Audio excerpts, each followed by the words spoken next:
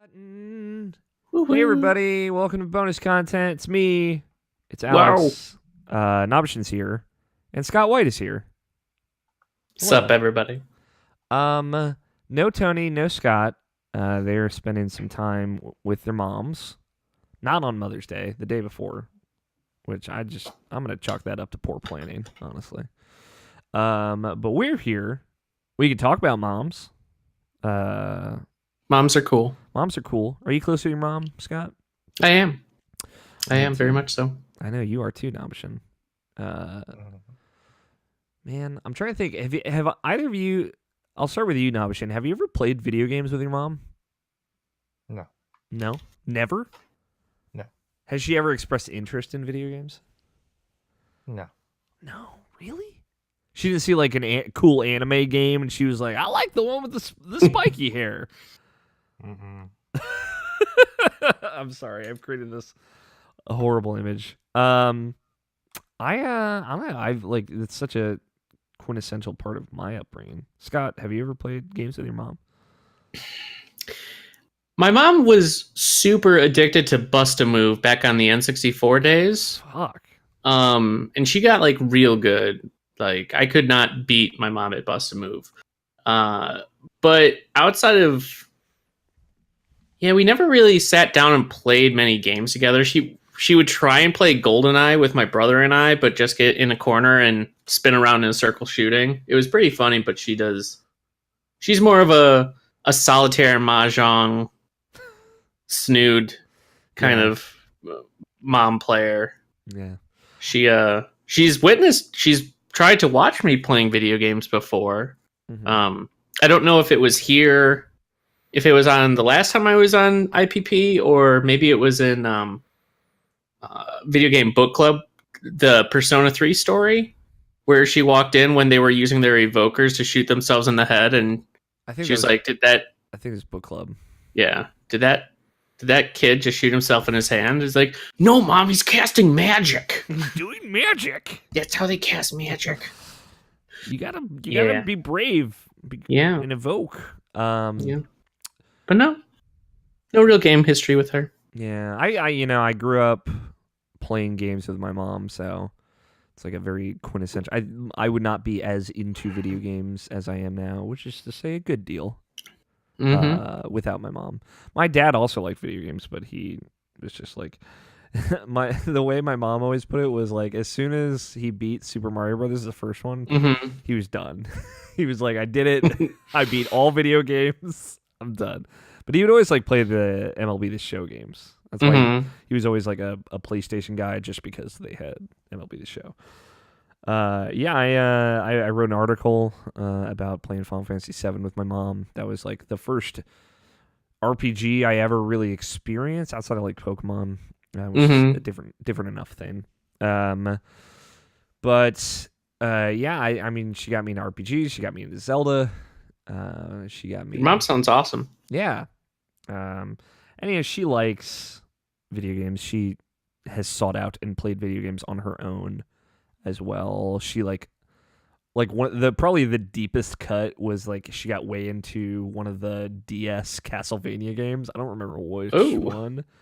Good games. Yeah, but she liked it. She really liked Breath of the Wild, but it was like too hard for her.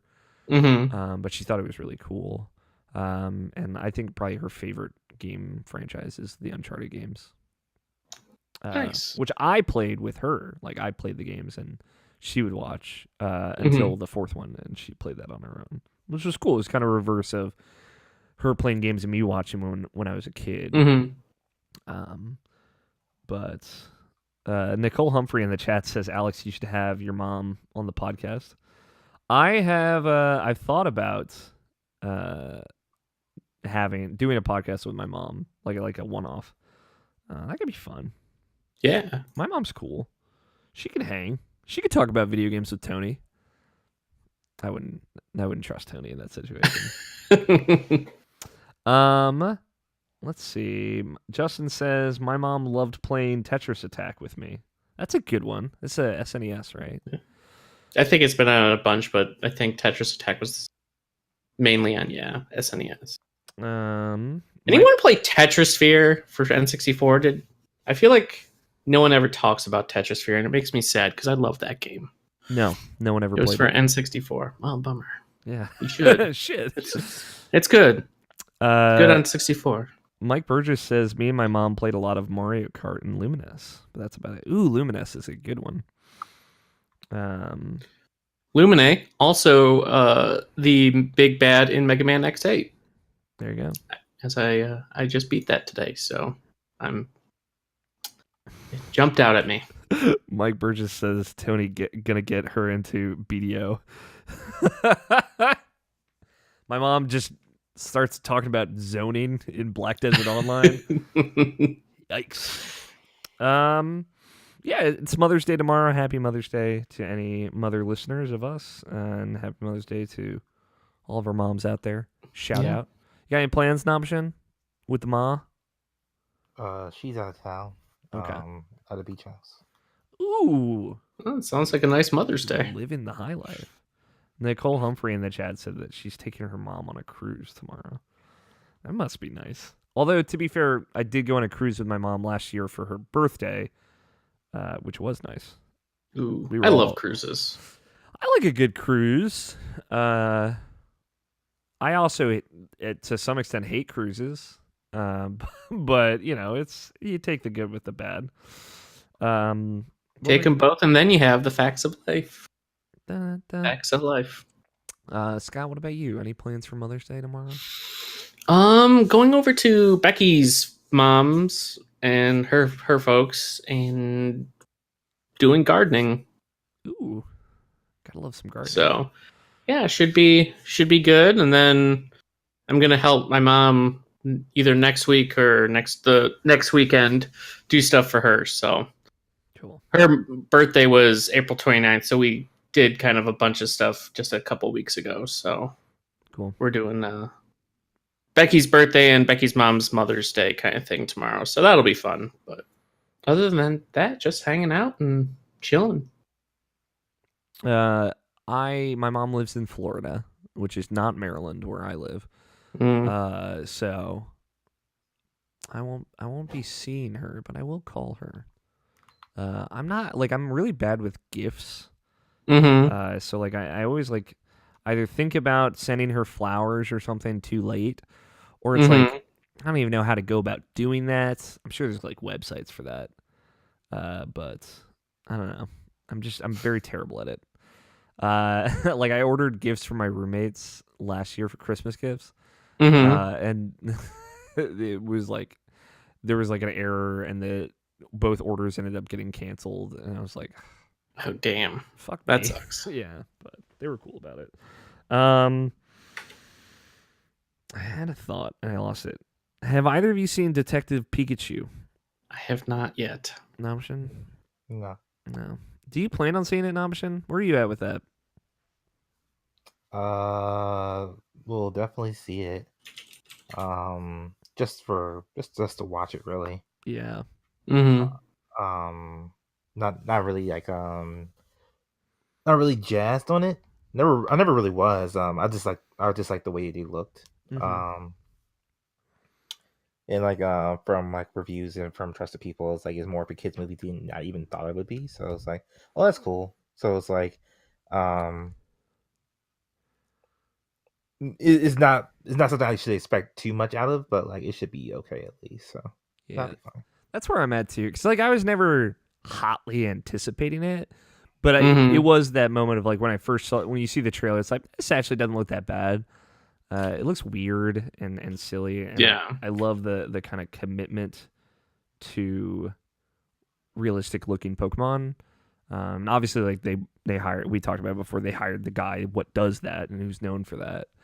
And he did a great job adapting all those. And I do want to see Pokemon running around a city. I think that sounds rad, but I don't know. There's nothing about the Detective Pikachu narrative specifically that's gotta know what happens. Gotta know it all. Yeah, gotta know it all. Pokemon. I will say, I'm really hoping in the next Deadpool, Ryan Reynolds or Deadpool makes some sort of nod to having been Pikachu. Pikachu. He has to. Like he's made references to being the Green Lantern and stuff. Mm-hmm. I would love if he does something. I wonder if he can. Like, I feel like of any company to really crack down on that, it would be Nintendo or the Pokemon Company to be really worried about their portrayal. But it is like a little thing. It's not a huge deal. So I could see him like snapping up from like asleep and be like, "Oh my god, I just had a nightmare. It was this weird yellow rodent creature." Yeah. Something a little like that. I could see. I don't know. Are you excited about it, Scott? I am. I'm. Prior to seeing the trailer, I thought it was going to be so incredibly stupid, and I had zero desire. And then I saw the trailer and was like, "Okay, this looks like it could be good."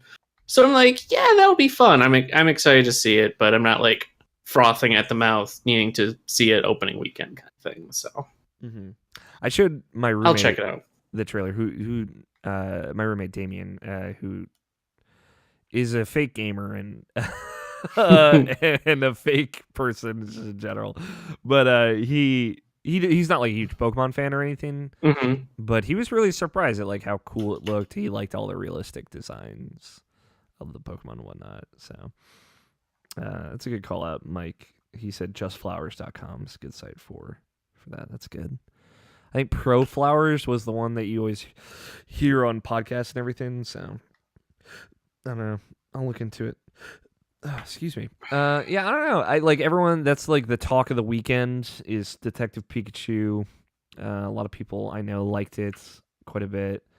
Maybe I'll see it tomorrow. I thought about maybe going in and catch an afternoon showing. Nice. Maybe not. We'll see.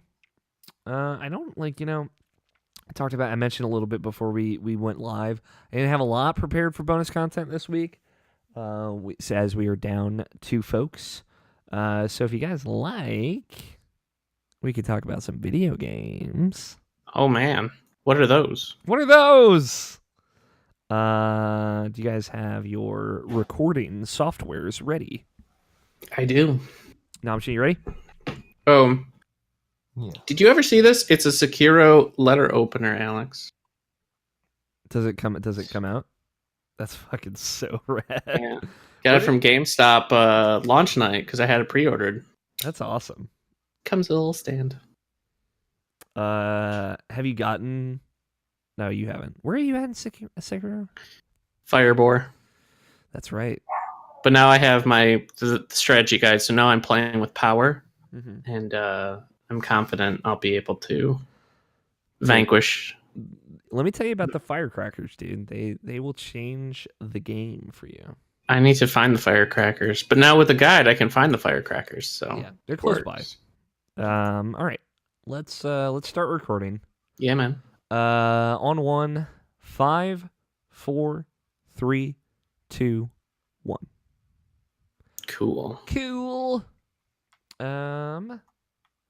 Thanks everybody in chat for hanging out. And that's right, Mike. I did throw shade at Damien because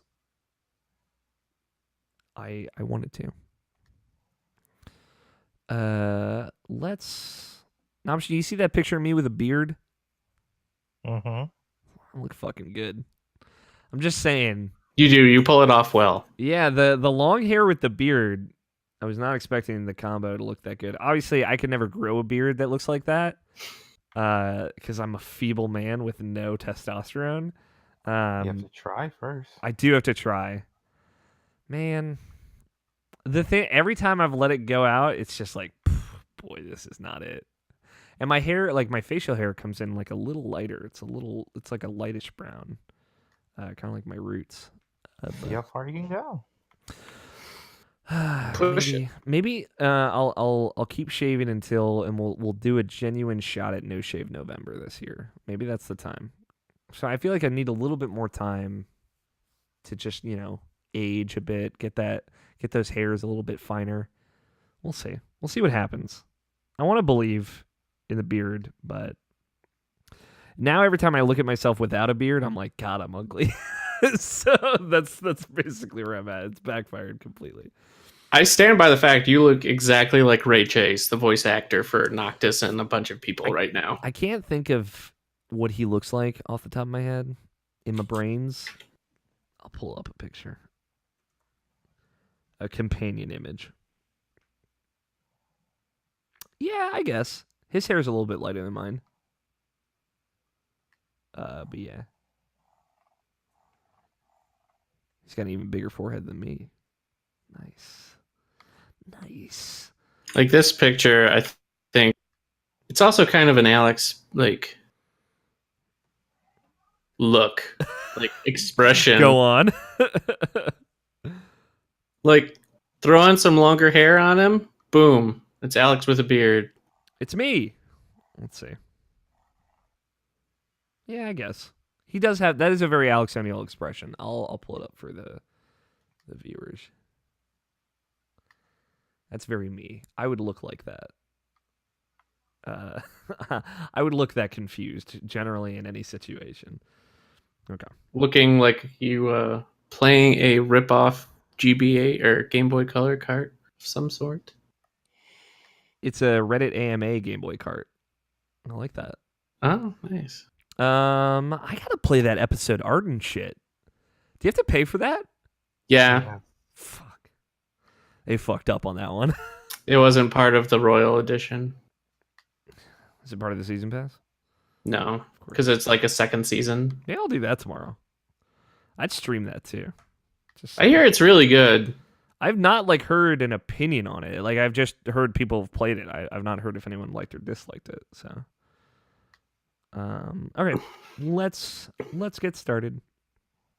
Oh, Nicole says I'm beautiful without a beard. That's very nice. It's not true, but I appreciate it. Yes, it is. Nicole preaches the truth. Mike, I will say this. You look fucking good with a beard. I'm sure you also look good without one, though. I can't even picture Mike in my head without a beard. Yeah, me either. It's like I can't picture Logan without a beard. I've seen him clean shaven, too, and I can't. I feel like I've seen pictures of Logan without facial hair, so it doesn't confuse me as much. I don't think we've ever seen a picture of Mike without a beard, though. No, I'm sure he's burned all evidence of him pre-beard. I think Mike would have a baby face. Yeah, as a fellow babyface man, I feel that. All right. It is Saturday, May 11th, 2019, and you were listening to the Irrational Passions podcast. I'm your host, Alex O'Neill, and joining me this week, we have Brian Nobishin Jackson. But wait, there's more! Hang on to your seats, baby, because this one's a screamer! That's the most energy I'll bring to the show tonight. Excellent. Joining us from the editorial side of things, we have Mr. Scott White, host of Video Game Book Club. Hi, Scott. Oh, hey. It's you, Tap Boy. It is me. How's it going, guys? It's going good. Welcome back. Welcome back to the show. No Tony. I am not pounding down a big glass of whiskey this time, so I should be sober all the way through. I should be good. We'll see. Once we start talking about Final Fantasy VII, we'll see where the conversation goes. No Tony, no Scott tonight. They're doing some early Mother's Day plans, which is tomorrow to the day after we are recording this for listeners. But we got a small crew, small show. Keep it tight, keep it interesting. We got plenty to talk about, though. Scott, I want you, this is your open forum. I want you to pitch the listeners of Irrational Passions podcast on Video Game Book Club. Oh, alrighty. Well, think of it, Video Game Book Club, in essence, is just a bunch of friends playing the same game and talking about it. We play through up to a checkpoint and then talk about it. Next episode, up to another checkpoint, etc., until we complete the game. Think of it as the idea is very reminiscent of hanging out with your friends in high school or middle school, just chilling by a locker and talking about a game you recently played. That's kind of the vibe we're going for. And just shooting shit and really seeing where conversations take us. Mm-hmm. We don't really focus so much on the checkpoint. We give you a breakdown of where it's been or what we just played through. But then after that, most of the discussion is about what we felt, what we took away from that particular time, what we think about the game so far, things like that. And it's very interesting to go back and play games we've played games that are like 10 years old. So comparing the sensibilities and kind of seeing where a lot of game mechanics started and how they've progressed through where we are today. So, but yeah, it's very low key. We talk about all sorts of crazy zany stuff, and it's a lot of fun. We've all wide range of genres. We've played Batman, Arkham Asylum. We've done Dead Space, Thimbleweed Park. Right now, we're playing through BioShock 2. Ori and the Blind Forest. Ooh. Ori and the Blind Forest. That was fantastic. And yeah, if you want to play along with us, feel free. You can hop in and chat with us in the Discord during the show. If you want to come on and say your little piece, feel free. But yeah, it's a good time. I enjoy doing it. I enjoy hosting it, and I enjoy getting everybody's thoughts and opinions on things. Lots of good discussion, I feel. Wouldn't you say, Alex? We've had some good discussions. Yeah, we've had a lot of good conversations. And I think like we end up focusing on the things we end up spending the most time talking about are typically things that surprise me, which I really like, because the cool thing, I like shows like book club shows. Like the only time I've ever really listened to one though was when the oh god, I can't remember the name of the show. It was like a Dead Space 2 book club, which was fun because we did our own. And it was cool seeing like in what ways that game held up, in what ways it did not. But yeah, I don't know. Like it's fun, and it gives a lot of perspective. Like when we were talking about Batman and then Spider-Man PS4 came out, and you know, how that colored our opinion of that game in the end, and how we felt overall. It's very cool. It's evergreen too. Like you could go, if you've never played Batman Arkham Asylum before, you could play chunks and listen as we talk about it and kind of be a part of it, even though you know, we did that a few months ago. So, and it's interesting what I've really enjoyed is seeing how people's thoughts have changed or adjusted from playing it now as opposed to when they first played it, because all the games we've played so far people have played before. How it basically works is each game is picked by one of the members of the editorial staff, and then we get a small crew together to play through it. So with Batman as an example, George wasn't a huge fan. The combat just kind of turned him off to the game originally, but then replaying it now and you mentioning how it's more of a rhythmic combat, that clicked with him, and seeing him kind of enjoy the game more, and his kind of enjoyment of it blossom, I thought was very cool. And seeing the discussions with BioShock right now, BioShock 2, and how Logan's kind of reflecting back, he still likes it, but how his thoughts are kind of being reflected. It's like, oh yeah, this is a weird spot, or I hadn't thought of that. That's what I've really enjoyed. Yeah, like most time to turn section in that show. There is so it's funny you mentioned this option, because I have brought up multiple times the PS3 360 era theory you and I have of this, mostly you, of the turret section of games. So Dead Space 2's turret section is when you're on, like, there's this big drill platform that you have to defend. I hated that part. Oh my god, I hated that part. And it's funny because, like, as soon as we all got to it, it was like, this feels very weird. Like, this is very old. And then BioShock 2's bullshit is you put the little sister down to gather shit, and then you have to protect her for like 2 minutes. I just harvest them. I don't want to deal with those sections, so I just I take out but yeah, that turret section on the drill platform, that's where I caved, and I lowered the difficulty to easy in Dead Space from normal. Yeah, I was playing on hard originally. Or I know you were. You were. And then I ran out of ammo and had to drop it down to easy. Yeah, it's I bring that up like every episode because we play a lot of games from that era, and yeah, we have. There's certainly a turret section to all of them. I feel like Batman Arkham Asylum does not have a turret section equivalent. The boss fights aren't great, but That's the closest it gets. I don't know. Book club's fun. If you've not listened to it, you should. It's gonna be on podcast services soon. Technically, in theory, it already is.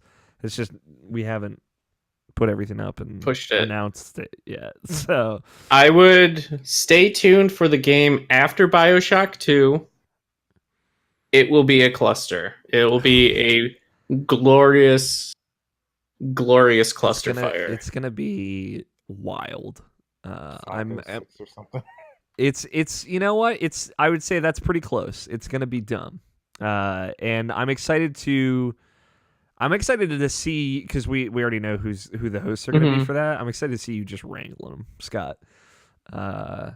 But yeah, I've been on almost every book club, and I'm pretty proud of that. I'll have everybody know. I've only missed 2 episodes. One because I was sick. The other because I didn't play the game. So, I'd like to think of myself as your partner in crime in that. I like it. We have a great show lined up for you. It's going to be pretty lax. I'm hoping it'll be a little bit of a shorter show. We'll see. But in the meantime, a couple of things I'd love for you to check out, dear listener, because Irrational Passions podcast is a product of irrationalpassions.com.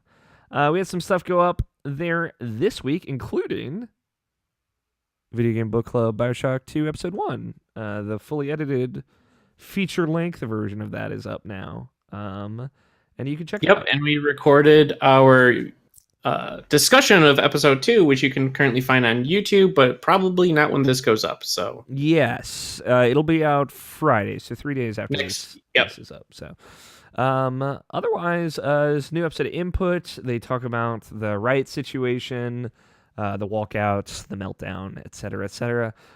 George Cruz wrote up a preview of World of Horror, which I was pretty stoked on. I think those are the big ones from this week.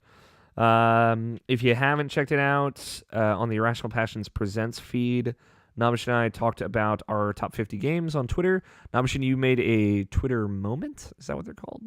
Mm-hmm. Which is a little bit, it's like Twitter's like a little bit more visual, like going through a Twitter thread or something like that. Looks great. So if you missed that, you can check that. Is that still pinned?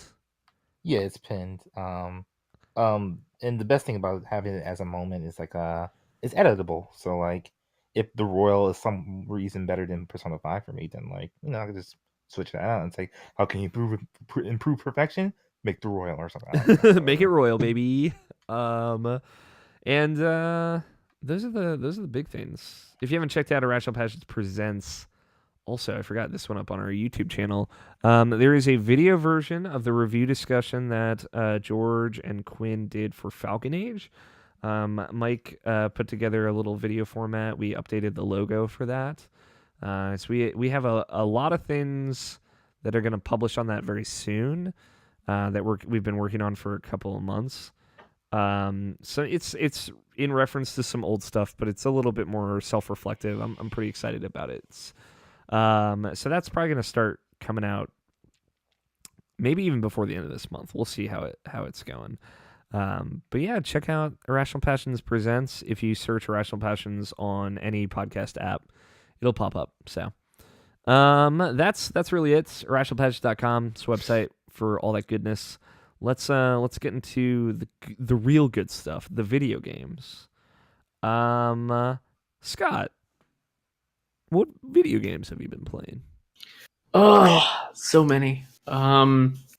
Really so many, or just like 2? No. For a good while, I was like super addicted to the game Forager on Steam, like crazy addicted. I've never heard of Forager. You should check out Indie Highlights for April because I featured it. Oh, that was one of those. Okay. Yeah. I'm very bad with names, so I apologize. It's the pixel one that's kind of like Stardew Valley, where you like harvest and craft things. It's a lot of fun. That one looked really cool. How much time have you put into it? About 50 hours. Jeez, nice.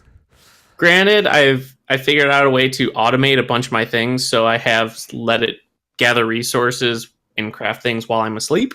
Nice. But so that's a lot of the time. But I've been doing that. I've been working through the end of Legend of Heroes Trails of Cold Steel. That's expect a review of that probably this week coming up. Yeah, you've been working on that for a while. I know that's a long game too. So yes, but there is also a Professor RPG primer on it if you are interested in it. If you are a fan of Final Fantasy VII and Persona games, you will probably like Trails of Cold Steel. That speaks to me on a deep and personal level. Yes. What's the Final Fantasy VII aspect of it? Materia. Basically, the materia system is in Trails of Cold Steel. I love the materia system. Yes. It's so good. You get little orbs that give you power that you equip to grant you stat buffs, magic spells, all sorts of things. So, yes. We're going to talk about it later, but a fun little call out in the Final Fantasy VII, the new trailer for the remake is in the Buster Sword. You can see materia in the 2 materia slots that Cloud is holding, which is like such a cool little attention to detail. That is. Cool. Been Yeah. playing those and been dabbling in Final Fantasy X for Switch. That's a really good port. Is it?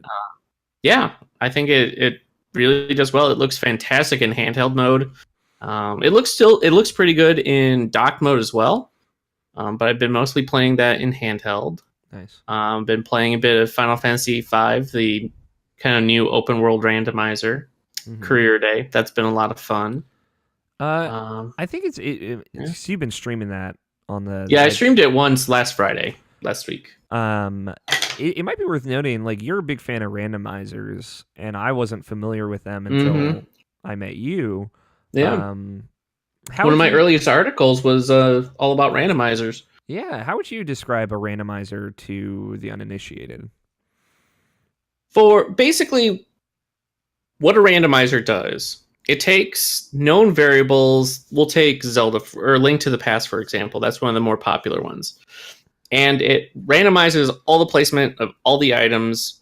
So it separates and kind of takes you out. If you're super familiar with Link to the Past and you've played it 100 times and it's like, I don't want to play it again, this changes your whole gameplay experience.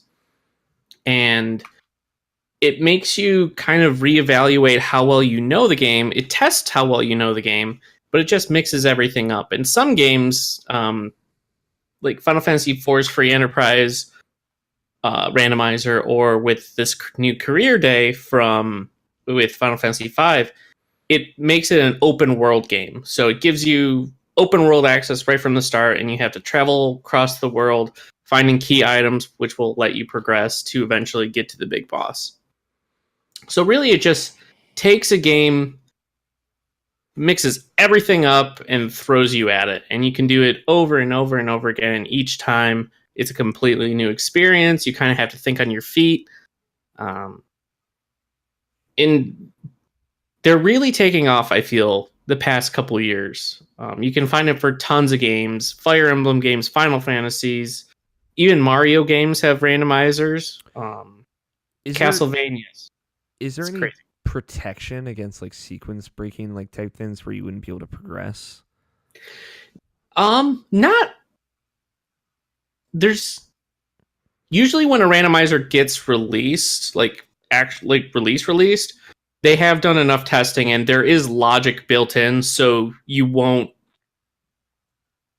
get those situations where you can't progress. So it's all in the code that goes into the randomizer itself. It's all in the mind. That's what you're saying. Right. Like some game randomizers, like Fire Emblem ones that I've played, where you can adjust how random it gets. That's when you can get into situations where you can't progress. But usually the good randomizers, you won't have to so much worry about that because it's all built in to make it so you can complete every run. Got it. Okay. That's fair. I just like that's always my concern, especially like when I first like read that article that you posted and everything. Mm-hmm. It's so wild to me. But I guess if they are thinking of that when they're making it, I would absolutely play A Link to the Past randomizer. That's like the one where it's like, I know this game so well, I would love to mix it up a little bit. Oh yeah. And what's really cool with the LLT or Link to the Past randomizers, they've even adjusted the sprites you can use. So I've played through as Mega Man X or a teacup or various things like. A teacup. Yeah, there's a teacup sprite you can do. It's very, very cool, and like entire tournaments. There's a speedrunning tournament or like marathon that is just randomizers. There's randomizers in big marathons like Games Done Quick or RPG Limit Break. Those all feature now some randomizers, and they're just getting more and more popular and more exposure. So Nabisha knows I'm a default man, so I'd like Link to look pink haired and weird as normal. So, but I like that. I don't mind it. I'd love to see, and I'm sure this is another thing that probably exists. Someone just taking the Link to the Past assets and just making another game, like a sequel. I bet if you go looking for that, you can find it. I know someone made a mod of Link to the Past, like remade Link to the Past, but you play as Conker from Conker's Bad Fur Day. It made an entire game based around that, but in Link to the Past. It's pretty good.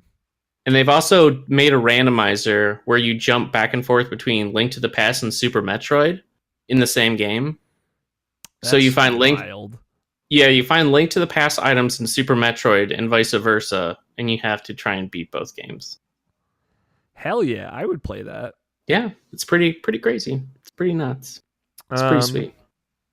Cool. What else you got? Yeah, been playing those, and occasionally I play some Sekiro, try and beat that boar, but those are the main 4 or 5. Okay. I'm curious because we haven't really sat down and talked about it. How do you feel about Sekiro?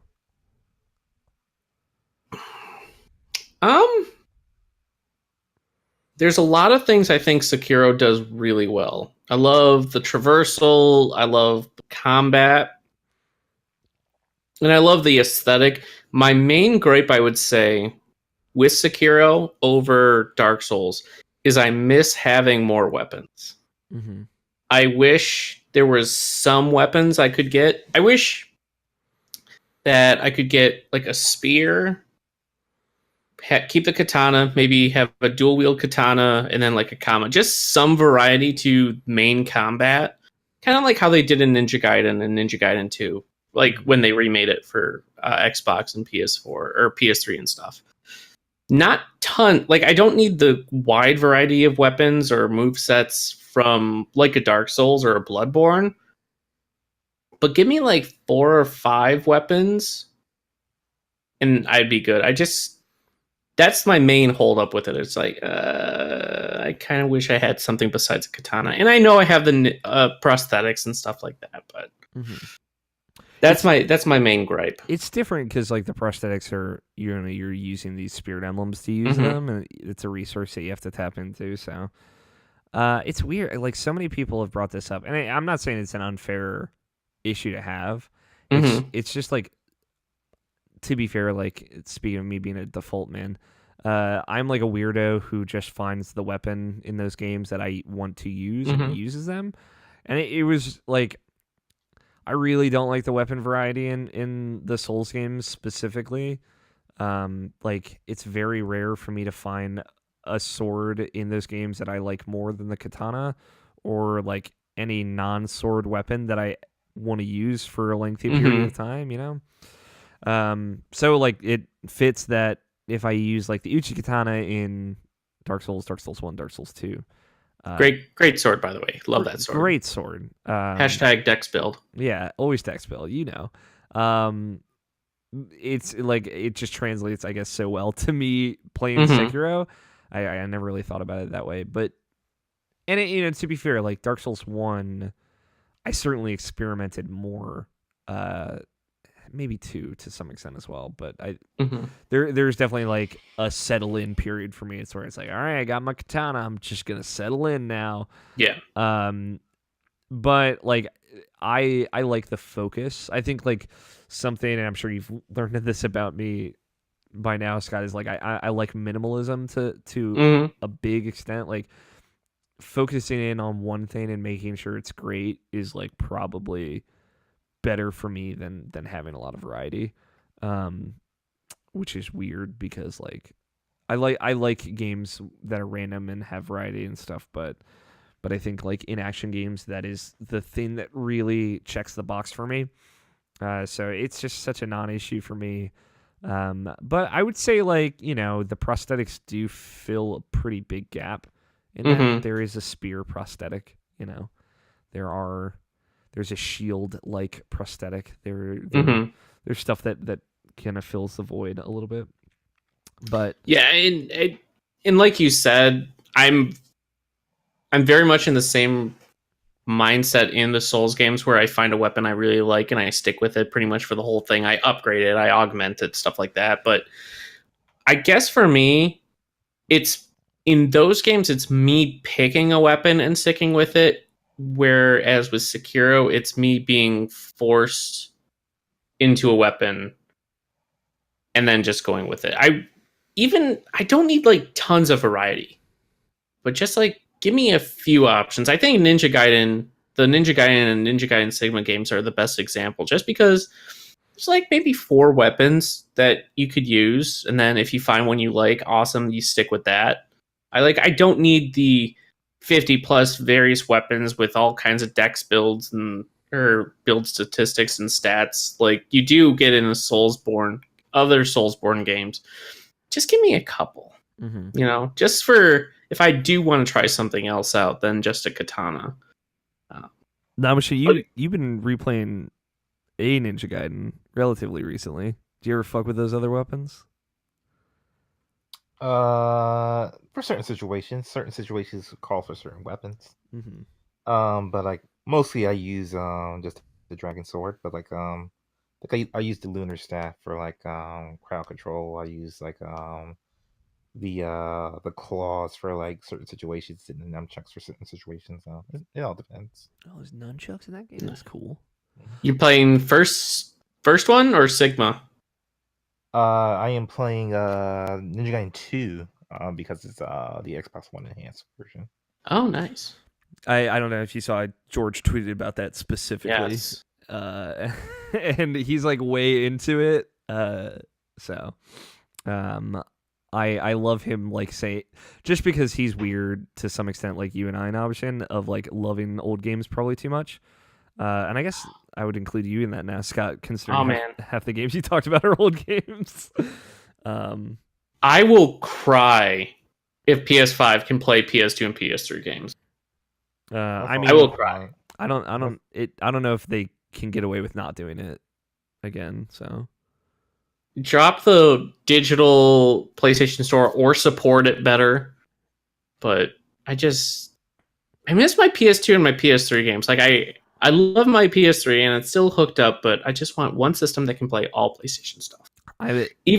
Even if it's like a premium model that's maybe $100 or $150 more, but it has backwards compatibility in yes, it. That would be a good option. I would pay that in a second. I wonder if they would manufacture something like that. Probably not, but I would want them to for sure. I had a legitimate thought of breaking out my old PS3. So I have two. I have a newer one and an old one. Bring in my old PS3 just to play Tales from the Abyss recently. So like, I'm in a relatively dark space, from what I'm sure you can tell. I know, after your own heart. But yeah, I don't know. I think a cool thing for a game like Sekiro to do would be at the beginning have kind of a tutorial area, and then let you choose one of like 3 weapons. I almost think like Kingdom Hearts' opening, where you get to choose the staff, the shield, or the sword, and then you're stuck with that for the rest of the game. I like even something like that. I would say what I like is the combat, because I wrote the review relatively recently. It almost has like a rock paper scissors system to it, of like you do this, I do this as a response. Like you stab, I Mikiri counter, you sweep, I jump, or you grab, I dodge. And I like, these specific things that you have a specific response that you have to kind of correspond with it, and you have to be able to react on the fly, and work that in. I don't know if you did read the review, right, Scott? Yes, I liked it. I thought it was a good review. I enjoyed it. Thank you. I really like that just because of like it is a little bit more nitty gritty. It's a little bit more technical Hmm. than I try. I try and balance it out a little bit, but That's the balance that I have the hardest issue with when I write my reviews mhm. is how much do I get into like mechanics and like the nitty gritty. Yeah, that's like I think because we've talked about it, or at least I've mentioned it before. Like Mhm. I really like your reviews because of how technical they are, because that's Thanks. like how I like to write my reviews too. Hmm. Like I have that whole column simply mechanics that's just talking about mechanics, right? I love talking about mechanics, and agency, especially, and like what you can Hmm. do with those mechanics.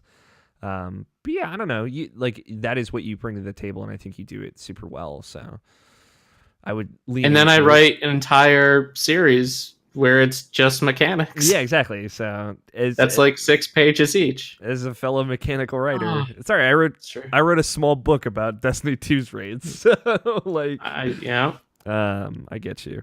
Yeah, I don't know. Like that I don't think that system in Sekiro would work as well if you had weapon variety. So it's I respect their commitment to it, you know? Yeah. Uh I still love it. I don't want anyone to think that I don't like it because there's not variety. But if they do a Sekiro 2, if they want to throw like just a couple more weapon types my way, I would be cool with that. it's funny too cuz like um like you do get other weapons in that story, but like it doesn't really Hmm. change how the game plays, right? So I love they over committed to it. Mm. I think they will make another one of these though. I think that's pretty safe to assume. Uh, Ah, after not doing anything with the Bloodborne series, I could see them being like, "There you go. There's your one-off." We if wanted to do something different. if they did that, I'm all for it, but Oh, I am. Yeah. there is some narrative stakes that I feel like they're setting up for another one, but I guess that also depends on which ending you get, so I don't know. I feel like they'll make a Bloodborne 2 though. I hope so because I love the Victorian era. Like I love the aesthetic of Bloodborne Yeah. so much. Yeah. It won our best looking game of that year. For partly that reason. Um, I thought it was because of swords. it was Or most. trick I think it weapons. was mostly because of swords. Which is why I corrected myself. So we talked a lot about trick weapons in that conversation. Trick weapons are sweet. I They're love them. they are sweet.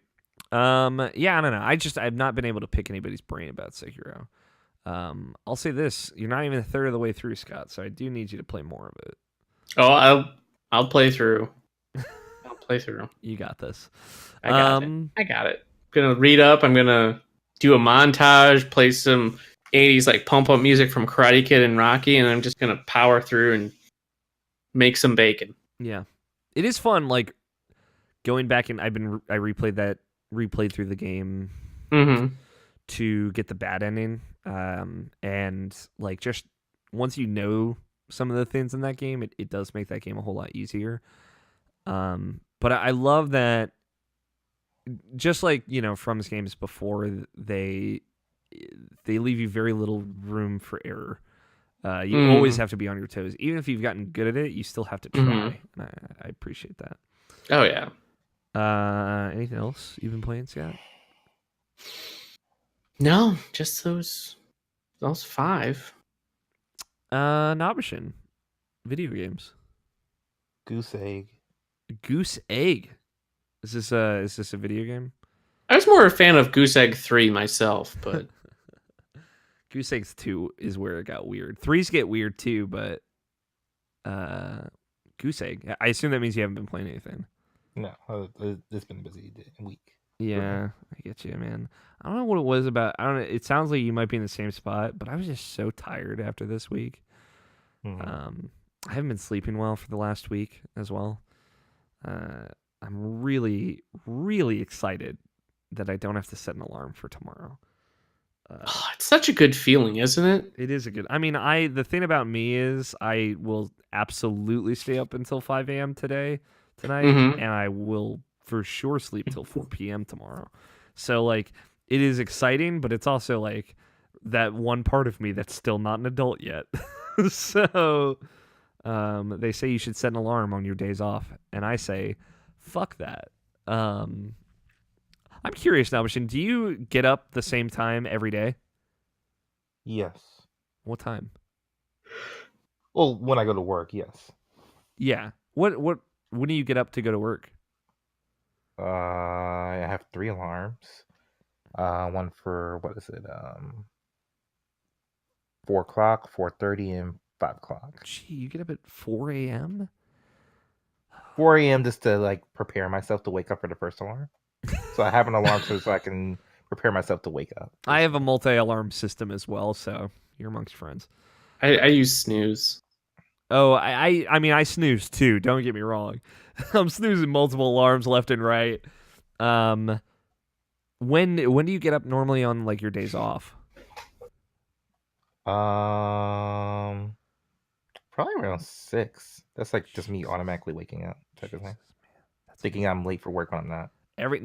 Every single time this podcast has gone past midnight, I feel like a new level of terrible. It's welling up inside me. That's pretty admirable. Are you a morning person? I can be. What's the determining factor? If you podcasted last night till 12 a.m. or not? It's probably sure. Yeah. Yeah, like I don't know, like I can function in the morning. Like I'm not like when I'm up, I'm up. Basically, that's basically really what it is. When I'm up, I'm up. So Yeah, I get that. I also you take it's naps as well, so I forget about that. I don't know how well naps do for you, but I can't nap. I'm not a napper. mm, I'm sorry. The only That's time I have to nap, and like it has been working out relatively okay for the last couple of months. So like on occasion, mostly on Saturdays, I will work 9 to 6, and I can't work after 6 for the show. And luckily my work accommodates that. But occasionally I will do an opening shift, which is a 7 to 4. So I'm up at 6 a.m., which is brutal for me because I'm a child. But then when I get home, I will nap until 7.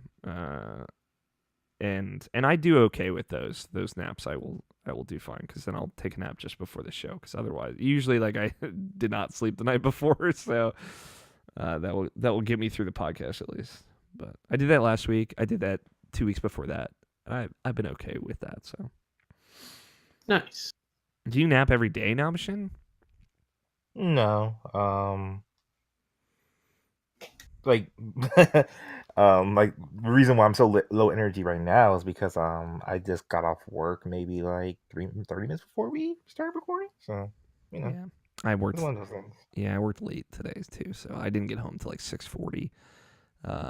So it was one of those things where I also like just kind of came home, sat down, looked at the time, was like, I gotta set up now.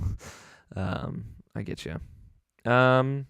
Sorry, I didn't mean to monopolize your video game time with, hey, let's talk about your sleep schedule, but I'm always curious to learn. Are you still hoping to play Persona 4? Chipping away? I mean, sure, but it's just I just haven't had the time for it. I get you. What's your next game? Because that's where I'm at now too. I'm not sure what the next game is for me. New game or game in general? I guess both. New game and game in general. I guess game in general would be Persona 4 for you, but maybe not. Like it's one of those things where like I'm feeling like I can't commit to that the way I want to, so I might as well not even really get into it. I get that, dude. That you just like touched on it like a very specific emotion for me. That's like if I can't put my all into it, then it's like there's no reason to really like go into it, especially if it's a game I really truly love. Mm-hmm. Like the game I'm committed to, I guess you would say, is a Crack in Time. I'm still committed to like seeing that game to the end again because I haven't seen it to the end in 10 years. So yeah, I really want to see the end of that. it has been like 10 years. Fuck. But like Just because like I had Final Fantasy on the brain again. I've been thinking about like doing 15 again for some reason. Hell yeah, Um, dude. Nice. It's because I better on have a second go through. I'll say this much. yeah, because I haven't seen all the newer Royal stuff, so Mhm. I haven't done the stuff where you can actually do your other party members while just still doing like the main playthrough. That's really cool too. Plus I wanted to give the game a second chance with me, see if it's even better. I As far as story wise. Yeah, because I bet if you went in that game knowing how it was gonna play out, I feel like you would take it more on face value. That's how it was for Hmm. me. So I wouldn't level up as much in 15, like in future playthroughs, because I just got so overpowered in my first playthrough that the rest. the cool thing about Royal, and I assume you haven't touched that stuff yet either, Scott, I right? have not. Is like there is real hard shit at the end of that game instead of it kind of like becoming too easy. And to be fair, like the original version had like the whole underground maze thing that is Hmm. real hard shit as well. But the whole like reimagined final dungeon of that game for the Royal Edition is very different, and it has like those extra bosses. Like Omega Weapon is like Hmm. impossible if you're not ready for it and stuff like that. So yeah, I don't know. I would love to hear that option, Mm. but I no mean, pressure. yeah. But there's also stuff like I'm still thinking about I have Final Fantasy 13 Forever on my Xbox One, and I still want to like eventually go back to that as well. So I'll, dude, I'll be honest and open with you because I know this is a safe place. I had because George has been getting way into Digital Foundry recently in our Slack, so he posted about the 13 Xbox One up, which is cool. I didn't know that they Hmm. actually changed the video files for the oh, I X. thought I told you that. That's the whole reason why I rebought that. Yeah, you said they did it right, but like just hearing how like they actually changed the size of that game and everything is wild. Um, Mm. but I watched that after George talked about it, and I was like, I'll buy the whole trilogy and play it all. And I had that thought, and it was like, it's not going to happen. It's an irresponsible thing to even think. But that hasn't left me yet, so it's still bouncing around back here. Of like, because I kind of wanted to play it, like I'll play 13 again. It's a little like that game's probably too long for what it is, but I still like it. But Hmm. I had the thought of like, if I'm gonna go back, I gotta see it through. I gotta know, like, where does this go? And because I have no idea. I've never beaten Lightning Returns. I've beaten the other two, but I've never beaten Lightning Returns. How did you feel about 13-2? I didn't mind it. Okay. I hate that it Um, just opens with them ruining the ending of 13. yeah, like it. I'm glad they made the changes that they did. The cast was kind of weak, but I think a lot of my issues with the cast were fixed in the DLC when you could just get the cast members from 13 in your party as like in the monster spots. Aren't there like only like 2 or 3 characters in that entire game, more or less? I Yeah, I mean, guess there's to only say. 2 party members ever. Yeah, that's what I mean. Like, so it was like The there. rest are like monsters you can fill, like monster spots you can fill, but you can through DLC or things they release all the other characters from the game, I believe, that you can just put in those slots. Mm-hmm. Um, but I didn't mind 13 too, from what I remember. Like I've only played through that one once, and that was when it first came out. But I don't remember hating it. I was like, okay, that was cool. I really like Final Fantasy 13. Like, Hmm. I'm a apologist for that game, I guess. But yeah, I was very scorned when I found out. Like when I watched the opening cutscene of 13-2, where it's like, here's the ending of 13 and lightning disappears. I was like, I can't fuck with this. Hmm. Because one of the things I love the most about 13 is how it ends. Hmm. I think it's got a phenomenal ending. Let me tell you about my boy Bartandalus. Oh, I fucking hate that boss. Man, Every time I replay that or start playing it again, I always get hung up on that first fight, and he just wipes me, and then I just rage quit. that first Bartanos fight is fucking cheap, though. To be fair, Yeah. Can I be real with you for a second? yeah. Oh, so today I just bought myself a bigger hard drive for my Xbox One, like a 2 terabyte one or whatever. Nice. And like I'm just I literally just want to just buy like a whole bunch of just 360 fucking games and just play them. That's the mood I am right now. I just want to play just 360 games. If they're 4K like upgraded, like I'll definitely want to just like check them out again. I'm so and with just you, play them dude. again because like it's so good. It is so good having an Xbox One X. I swear to God, and like just playing these old games on my fucking system. Like I love it. Mhm. I love it to death.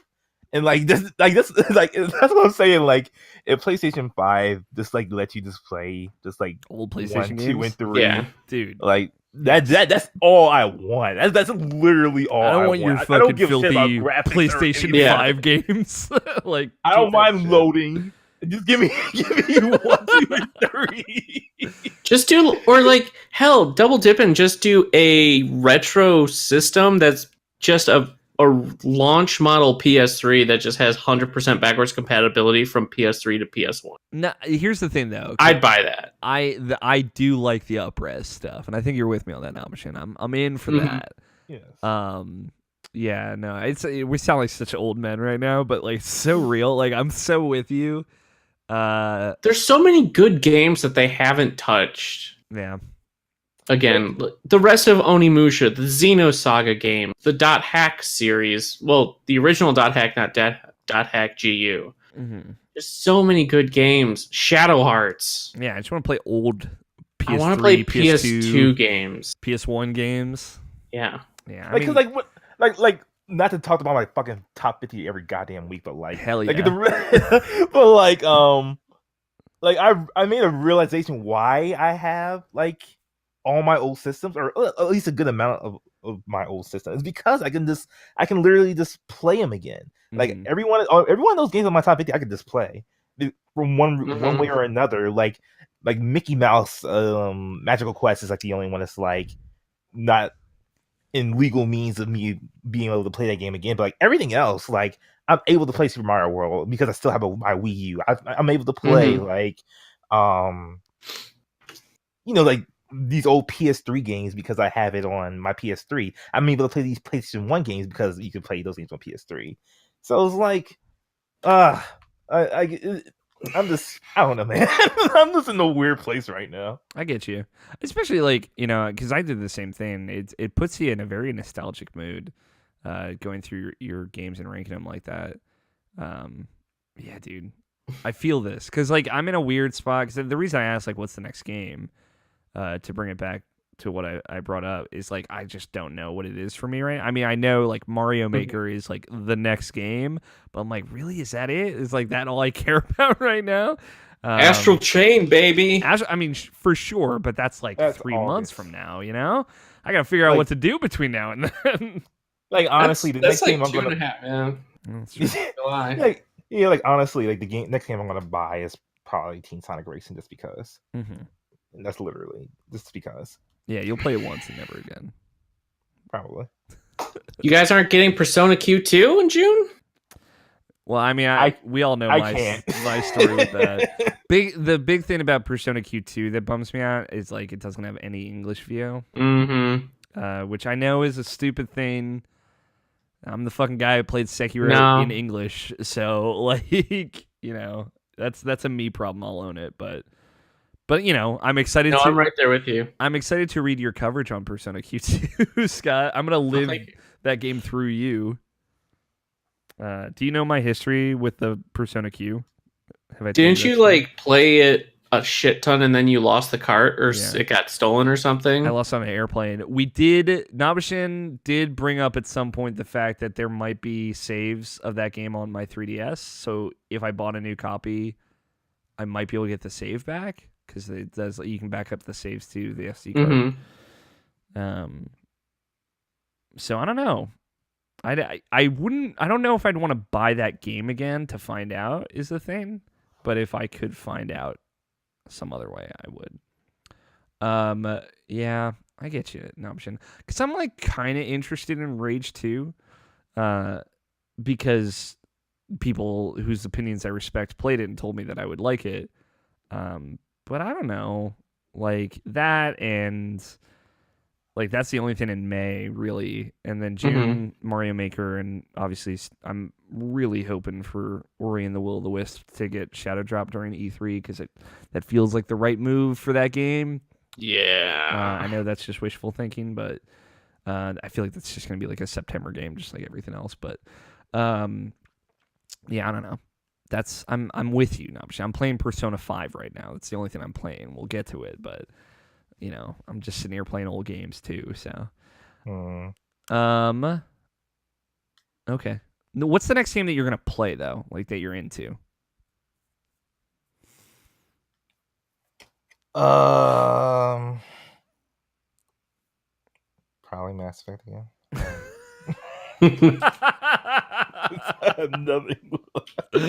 I love it, dude. I live for this. Yeah, you started watching Mass, Alex. That's probably why, huh? Yeah, I'm still trying to catch up on it. Because I finished all of Mass Effect 1. So like well, I didn't play Mass Effect 1, I should say. I did play Mass Effect 1 again. And so like I'm seeing that and like he's just started. I just saw the beginning of Mass Effect 2, and this is like, yeah, the game's real good. Yeah, I got to the point where he sees Garrus, and I was like, yes, the game is really good. Garrus, my boy. My boy. Everyone's boy. If Garrus isn't your boy, you can unfollow. You're playing Mass Effect wrong. You're playing Mass Effect wrong. Imagine people who like don't like Garrus, never did his loyalty mission. He died in 2 and he isn't in 3. Like those are the kind of people that you should cut out of your life. You don't need that kind of negativity in your life. Exactly. Just be positive, you know. Live a little. I played a video game. To be fair, I played about 11 hours of BioShock 2 on Sunday. It's true. Which was quite the experience. Because there's a bug in the BioShock Remastered collection that both games have the same share save slots. So you can only have so many saves across both games, which I didn't know. So when I started BioShock 2, 3 years after playing BioShock 1 and filling up all the save slots in that game, because I'm weird and save at the beginning of every chapter, just in case I want to go back and replay that chapter, like a psychopath, I played through our first checkpoint of BioShock 1 for book club, and then got to the end of it and realized I couldn't save the game. And I had to just quit the game knowing I'd have to replay all of that again, which was a bummer. But I did it.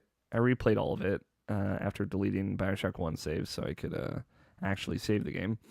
Yeah, BioShock 2 is weird. It's a weird game. It's been weird going back to it. Go listen to Video Game Book Club. I'll talk about it. Here's a tease of the episode. Fuck panes of glass. Yeah, sure.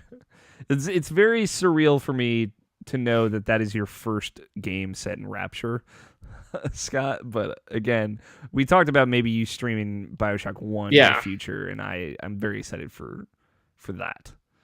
I also played Persona 5, which is really all I've been playing. I'm at the 70-hour point in that game.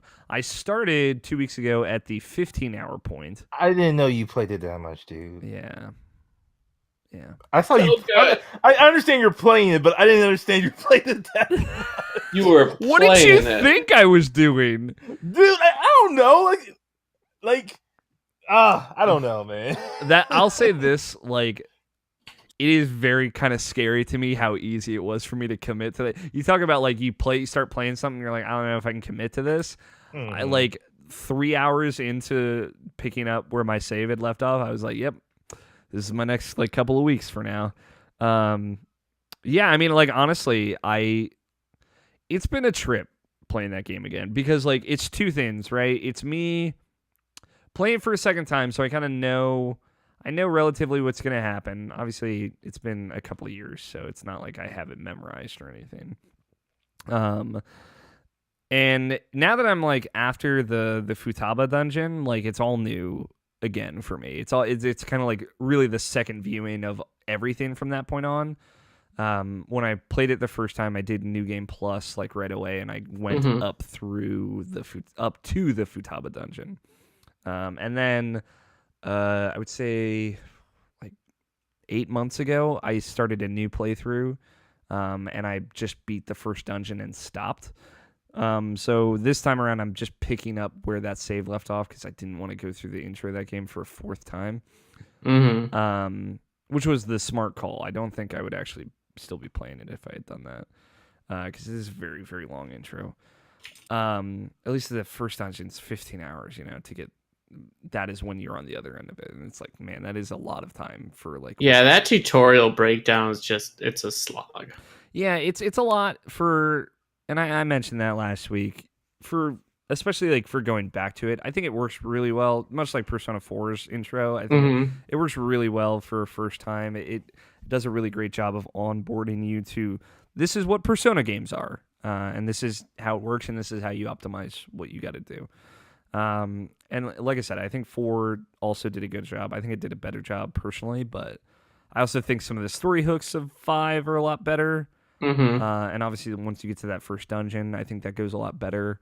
And that the dungeon's just so good, and the way like you get your third party member or fourth party member, et cetera, is so good. But yeah, so like going through it's two things. It's knowing what's coming, and then it's knowing that the Royal exists, because a lot of what I was like weird about when I first played the game was this kind of concern that there would be a golden version of Persona 5, and that I was kind of paying too much attention to the holes that would be filled. And to some extent I was right about that, and it was a valid concern to have at the time. So I guess knowing that the Royal is coming, to me it's just kind of taking in the original experience for what it is. And knowing that there is another thing that exists. It's been confirmed it's happening. I will play it. But, it doesn't devalue what's here in the original game. I had that, it was very much reminiscent of Tales of Vesperia for me. And also, like, being more comfortable with being critical of it, and not necessarily having the fallback of like, well, this will be better in the better version of this game, right? I'm not thinking like that. I'm just like, hey, this works or this doesn't. I'm kind of taking it more on face value, and that's been nice. I've been enjoying Persona 5 more this time around than I think I did the first time, which is saying something because I fucking liked that game a lot the first time around. So good. It's so good. And it's one of my favorite games. It is. It was one of my favorite games that year. And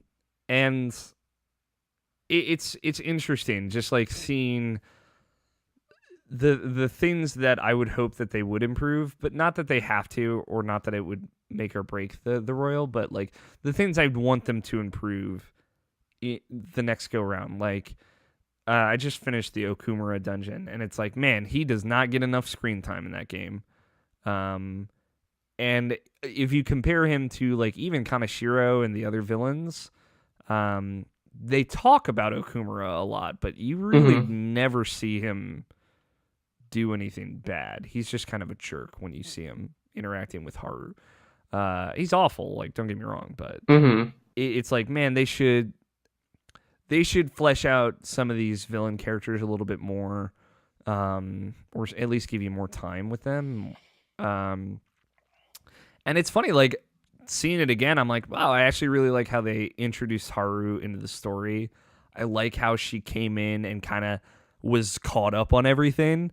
And they had a pretty smart way of doing that. I really like the first time around. I really didn't like the Morgana like tension and stuff they were doing. This time around, I actually really liked it because I think I have a better understanding of Morgana's character and Mm-hmm. what he's going through and why he would react like that. And I empathize a lot more with him. Uh, so it's weird, like things I didn't like before, things I liked before, and just having a little bit of a fresh coat of paint on it. What do you think of like what's assumed to be human Morgana? I think he looks cute.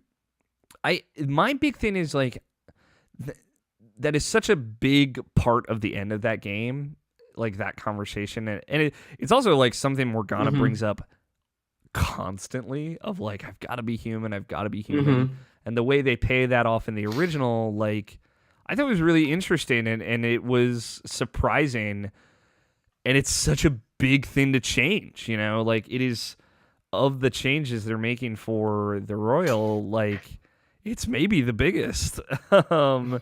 And I'm just hesitant. I'm concerned about how they're going to introduce it. I'm concerned by where this supposed third semester is going to be. Like, are they just going to tack it on to the end? It's January to April. Okay. Yeah, I don't know. I don't want to necessarily I know Nabashin, you're trying to know as little about it as you can. Yeah, after this week, I'm going to black out, honestly. Yeah, I was gonna say I don't know if you watched like the most recent like little Morgana thing. Did. It's got a big thing in it. And it's like I don't know if like I would want to know about that ahead of time. I like honestly, I'm not as worried about it as I was like going into 5, which I was like total media blackout on, save for that first gameplay trailer. Oh, so good.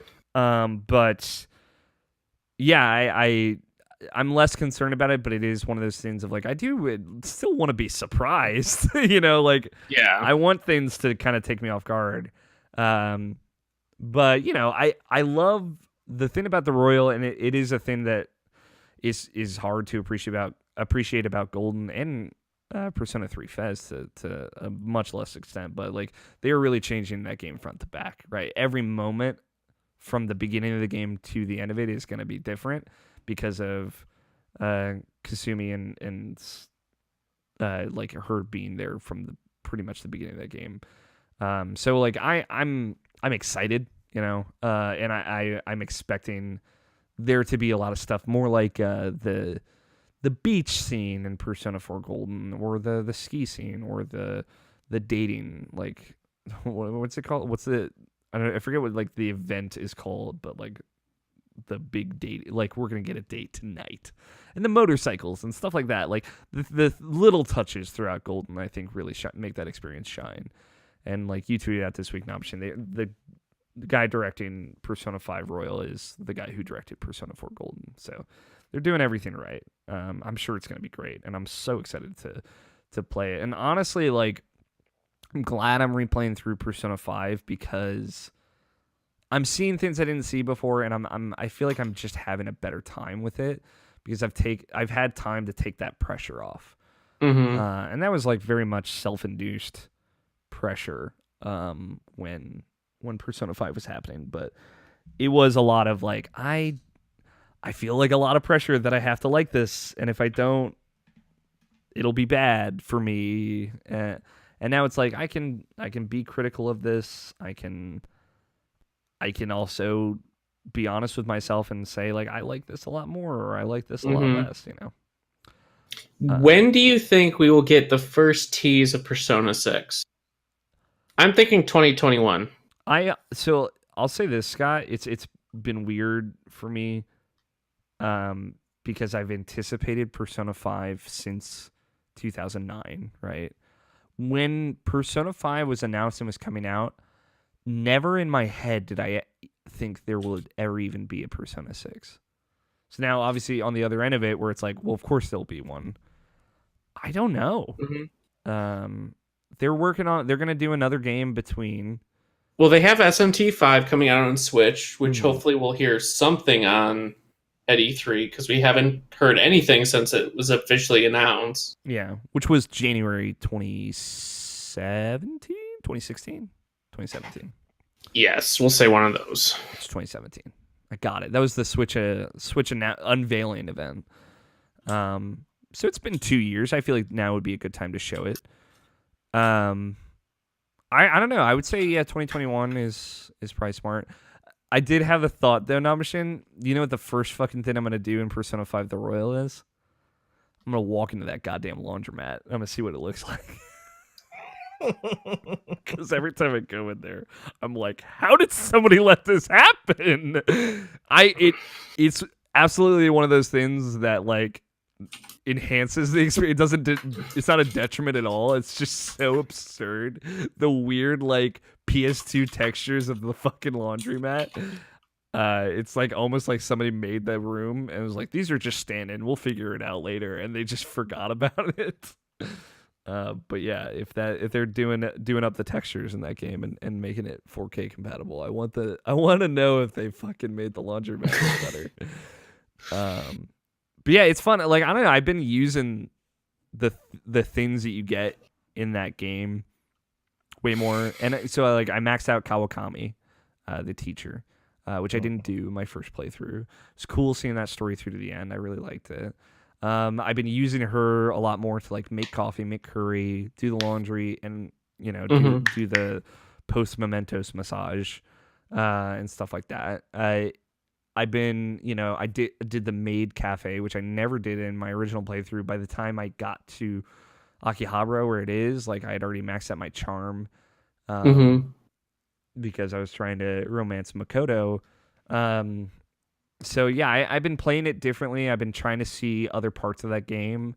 And it's been really fun. It's just been such a positive experience. That game is masterful. It is. I really do think it is one of the best video games ever made. And it's just, I'm so excited to keep playing it, to finish it, and then go back through it in the Royal and really see what's new and what's changed. I'm also tempted to get the Platinum Trophy before Royal. I've thought about doing that. So It's not gonna hard. yeah, it doesn't seem that bad. It's just I know I'd have to go through a whole new game plus, which is a lot. Also, I do feel like that there's not enough time in that game because I'm like in October now. And it's like, I know there's going to be a very soon point where like hanging out with people is going to be a lot more difficult. And like the Haru, the earliest day you can start her social link is October 30th. And you have to have max proficiency to get her past level 2. And there is, it's like roughly like 42 days of free time that you'll have after that point. And it's like, man, that sucks. That's not enough time. Like you'd have like 10 of those would have to be dedicated to Haru to get her to max. So, that's all I've been playing though. Good stuff. Good game. Great game. Normally I would say like, let's power through. But I do have a little baby bladder and I'd like to take a break. Yeah, I need to use the restroom myself too. So, we're gonna take a quick break. When we come back, we'll go through the news. We'll answer the questions and we'll throw it out. So we will be back in just a little bit. woo-hoo.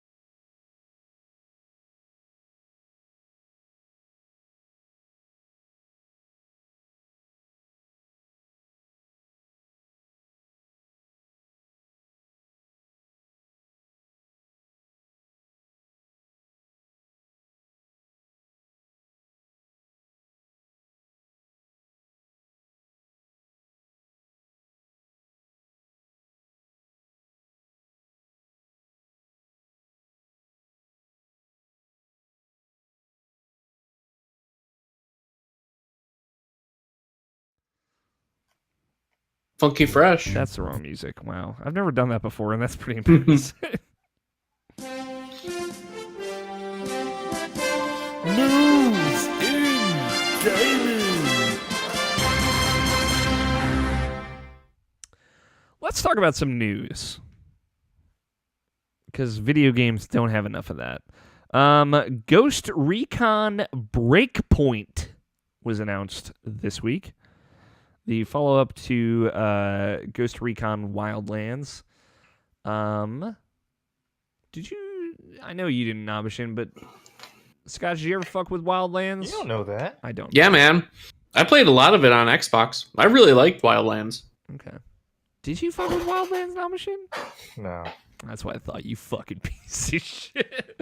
Are you excited about Breakpoint, Scott? No. Yo, I respect the realness. It looks like an Ubisoft game. Mm-hmm. You know, like just coming off of Division 2 and Wildlands, like okay. Yeah, I mean, like I like Division 2 a great deal, and I'm excited. No, I do too. It just looks like a lot of what we've already played and what Ubisoft is still giving us. So I think it'll be good. I like the idea of them going up against like another evil Spec Ops team. I think that can be cool. Led by the Punisher himself. Yeah, man. It'll be cool. I'll probably still get it, but I'm not like...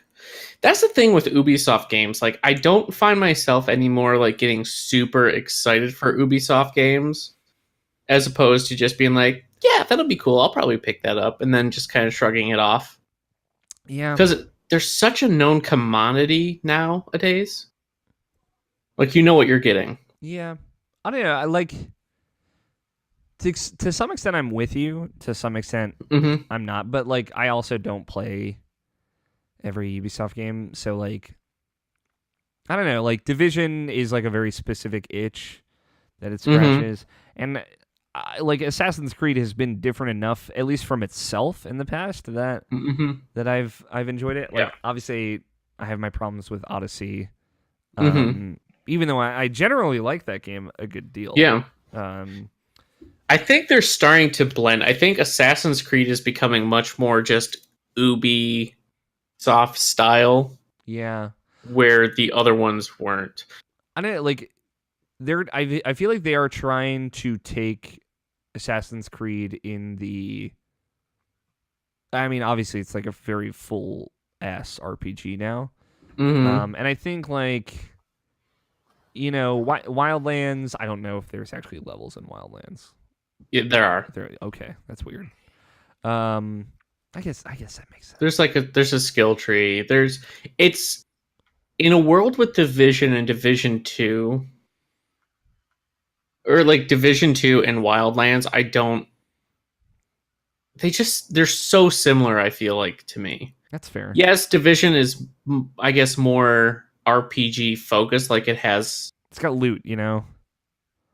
Yeah. I guess that's going to be the big dividing factor. Although maybe Breakpoint has loot. I didn't end up watching the I do miss, like Nicole said, I miss old Assassin's Creed where you can just assassinate anyone and it's just counter. Fun story, I just found out the Ezio collection currently on PlayStation Plus on sale for $12. Huh. So, Assassin's Creed Brotherhood's a hell of a video game. Brotherhood's my favorite of the series. Yeah. Whatever, it doesn't have Connor in it. You know what? Fair enough. I guess we were all wrong overall. Nicole, who's watching live, like you can on youtube.com/. Thank you, by the way, Nicole. I miss you. Yeah, shout out to Nicole Humphrey, the real OG, the number one super fan, I would say. Yeah, I don't know. That's actually a really fair criticism. Like, it is weird that Breakpoint and Division 2 come out in the same year. And, you know, like, one is, like, I know the Ghost Recon thing is, like, open world, now. And yes, Division is open world, but it is not. It is like you can only go to this place when you're like level 28, or else you'll die right away. Mm-hmm. The streets of Washington D.C., as Scott, Mike, and I have found out in our many streams of the Division 2, very dangerous. As it turns out, the streets are wild. So I get that. I like the appeal of a game where you can go anywhere has like almost never worked on me. Like the only one that I love that in is Breath of the Wild, right? Otherwise, like I don't know. It is like it's odd. It's odd to think of those two games coexisting, and yet they did. Like I think Wildlands scratched an itch for a lot of people that Division just doesn't. I feel like they are the same game, but one's like a more shooter focused and one's more RPG focused. Like I think if you had the exact same story in the exact same environment and made one more shooty focused, it would be Ghost Recon. If you added more stat base and like loot and stuff like that, it would be Division. Mm-hmm. Yeah, I don't know, like they're very similar. They're just a different genre on the same kind of take, I feel. Yeah. I think there's room for both of them, but you bring up a good point of like you played one, you played them all to some extent. I'm hoping that they continue to take Assassin's Creed in the RPG direction to the extent that it becomes like a Mass Effect type thing where you can kind of direct the narrative and it is more kind of a little bit more freeform, a little bit more decision heavy, and maybe even like go full Mass Effect and like give you some party members and give you a team. I know that's kind of contrary to like stealth, but I think there have been ideas of that in Assassin's Creed before with Brotherhood, right? And having the Brotherhood and being able to call in companions. But I'd love an Assassin's Creed game that's about more than one character and historical figures. You know what I mean? Like I know like they all have multiple characters in them, but they're so poorly constructed compared to like the Ezios, the Cassandras, like the standout protagonists of that franchise. Like I can't think of like the ensemble of an Assassin's Creed game that was ever good. And that's a bummer. I would like the narrative style of a Mass Effect, but some of the gameplay of old Assassin's Creed, because not being able to just sneak up and assassinate everybody, I really, really miss from modern Assassin's Creed games. Super bummer. It's like my biggest problem with Odyssey is the fact that you can't just assassinate. Same with Origin. Origins was a lot better about it though. Yeah. And it was better. It wasn't perfect, but like also most of the enemies in Origins, you can still like one-shot assassinate. Almost all of the enemies in Odyssey, you can't. And that's just, I feel like you fucked up when assassin is in the name of your game. You know what I mean? Mm-hmm. But yeah, that Breakpoint I think comes out, it's October sometime. To the PS4, Xbox One, PC. It looks good. They got the one actor. He plays the villain. And it's a known commodity. I think people that really like Ghost Recon games will be all on board. People that don't won't be. October 4th. Yeah, I'm with you. I think it's cool because like Wildlands blew up in a way that I don't think anybody expected. Honestly, that felt like almost like a For Honor situation to me, at least. I think I might be in the minority on that. It's a lot of it, that game ended up doing like crazy well, but I'm excited to see them like expand on that. It's one of those. Did it? What's up? That never happened, did it? Because I remember a conversation of you saying, "Oh, I'm gonna get Wildlands with Jacob, and that will be your next co-op game." Yeah, and he didn't end up getting it. until 8 months later when the Predator DLC came out. And he's like, do you want to get in on this? And I said no. At that point, I had very much moved on. But yeah, he brought that up to me as a game that we could play together. Yeah, it didn't end up clicking. He ended up spending some time with it and liking it, but I don't know. I'm kind of glad I didn't play Wildlands because I don't think I would like that game. I really enjoy it, like, to play with friends. Even solo, it's a fun game.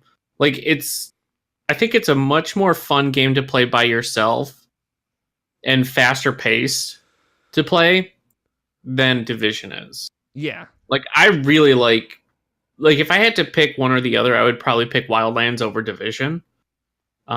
Just in terms of gameplay, it's much faster, and I like Division, but with the RPG mechanics, people just feel too much like bullet sponges, where with Ghost Recon being more of a shooter, enemies go down as you would expect them to, being shot with guns. Yeah. But plus, I like just putting on the A-Team theme and flying around in a helicopter in Ghost Recon and then parachuting down and blowing things up. So yeah, I like that part.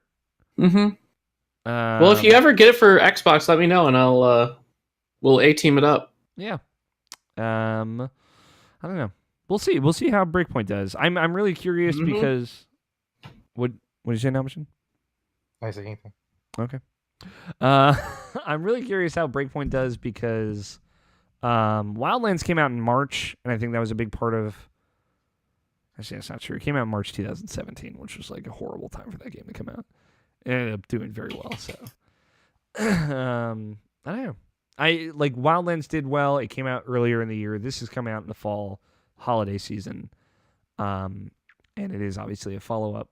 And I don't know if it's going to do as well, but Ubisoft seems to have some confidence in it, and they're like doing great right now. So whatever they end up doing, yeah, I'm excited for. Even if it's not necessarily for me, I'm excited to see it. We know we still got Beyond Good and Evil. We still got a bunch of crazy stuff coming from Ubisoft, and there's always one game no one sees coming. They reveal it. Yeah. At E3. So, and I'll say like this, it is weird because I think a lot of people anticipated that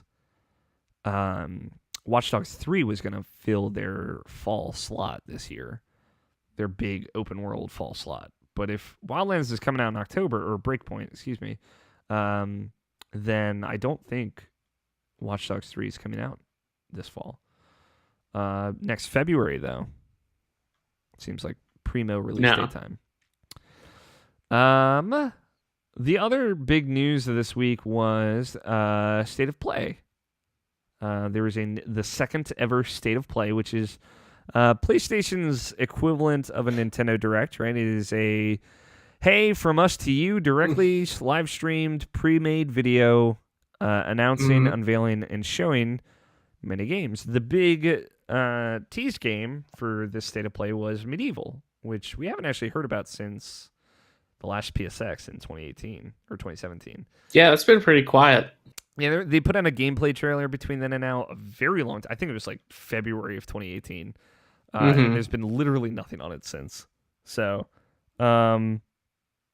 I personally love the first Medieval. I think the second one is a much better game. But I like that franchise a lot. I weirdly connected to it a lot as a kid. My best friend Damien is like also weirdly super into that game. He's been asking me like for an update like almost every week for the last 6 months, so I'm fucking glad I can tell him something. But there were other things in the State of Play. They did show Medieval. They showed some gameplay, much like the kind of Crash remakes and the Spyro remakes that have come out over the last couple of years. Is very much, it seems like a very direct adaptation or remake of that game. Same game, same camera angles, better graphics. Which, honestly, probably not the right call for that game. That's a real rough one to go back to.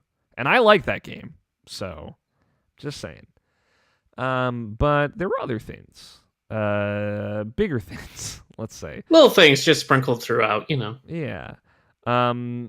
First, it started with Medieval coming out October 25th, which is cool. It's cool that it's got a date. That's a good Halloween game. Mhm. I think that could make a Yeah. good Halloween stream or something like that.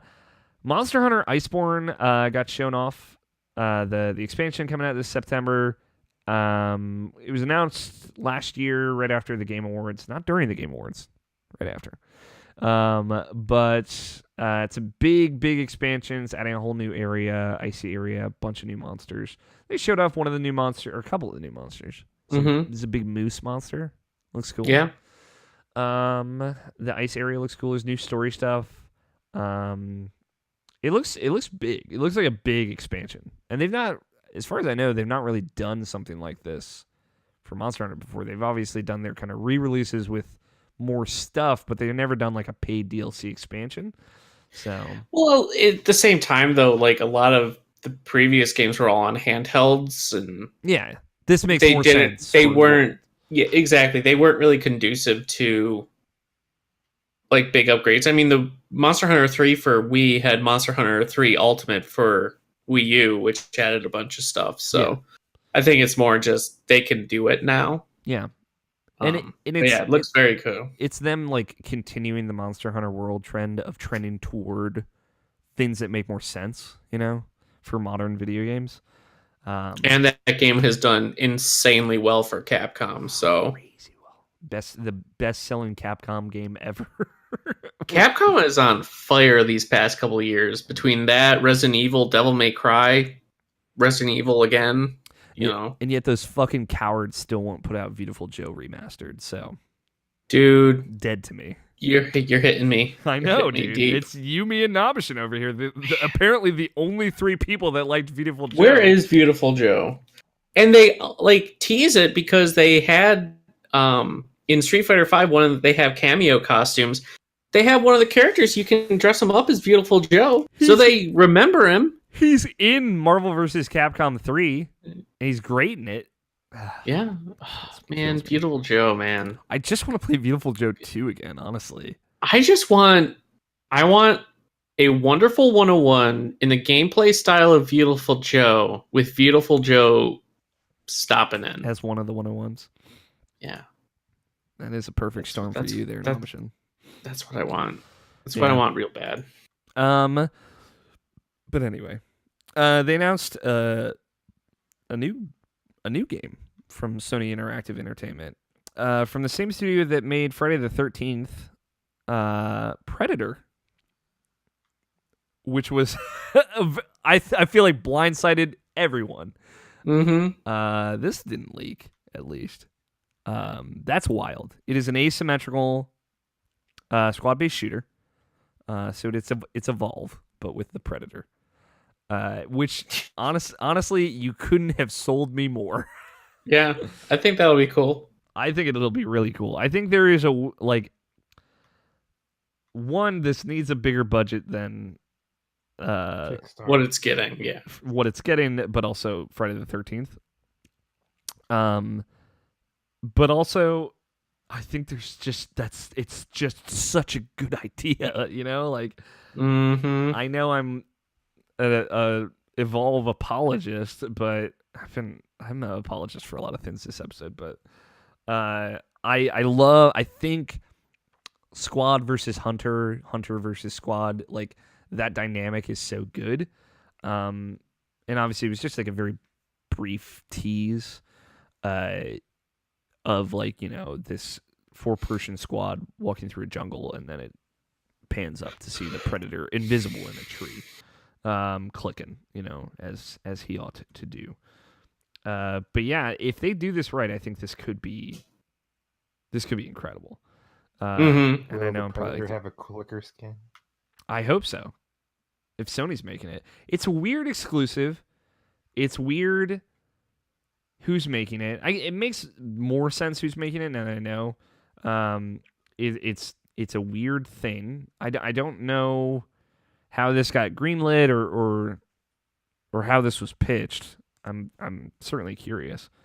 But But I think it's a great idea, and I really want to see it executed. Absolutely no inclination as to when this is coming out. They said 2020, but like, we'll see. Yeah. But yeah, I don't know. It's a Sony first party game. It's crazy. Or like they're publishing it at the very least. So I'm in. Yeah, it'll be fun. It also kind of reminds me of the whole Spies versus Mercs from Splinter Cell. Yeah. Which I love the asymmetrical multiplayer. It's such a fun and cool idea. Yeah, I think there needs to continue to be more of that. I think it is a really good idea. And honestly, like thinking about like Left 4 Dead 2 kind of was the first game that I can think of that did asymmetrical multiplayer. Only obviously it was 4v4, and I know asymmetrical is more like 4v1 or 5v1. I think is what more people focus on now. But that was like 4 humans versus 4 very different zombies, you know. So I'm interested. I'm excited. I'm hopeful. They also showed a new game called Away. There's a subtitle of that game. I don't remember. You're like a flying squirrel. You're a flying squirrel or like a lemur. What's it? Do you remember the subtitle now, Machine? Survival something. Survival series? No. A game of survival or something? I don't know. It is always the survival series. That is a very weird subtitle.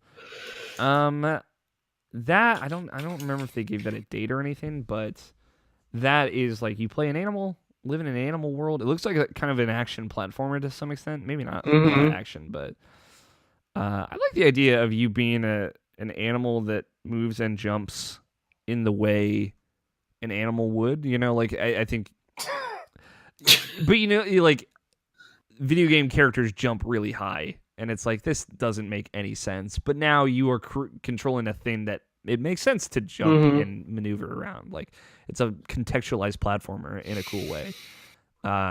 It's a very weird There's a lot of weird games in this presentation. This one showed that Sony doesn't quite have a good grasp on the Nintendo Direct or style of presentation, I think. Yeah, you can tell they're like figuring it out. And this gave me more confidence that they're going to get there, because I think like a lot of this stuff is cool, and it was, like I said, surprising, and it kind of came out of left field in a lot of regards, but it's weird. Yeah, the lemur game is weird. But I mean, we're all here for the big end piece to this, which was the first trailer in 4 years for the Final Fantasy VII remake. Which when you really lay it out like that is kind of wild. It was a very brief tease. It was very similar to the last trailer that we got for it, showing like Barrett Cloud, showed Aerith this time, which was cool.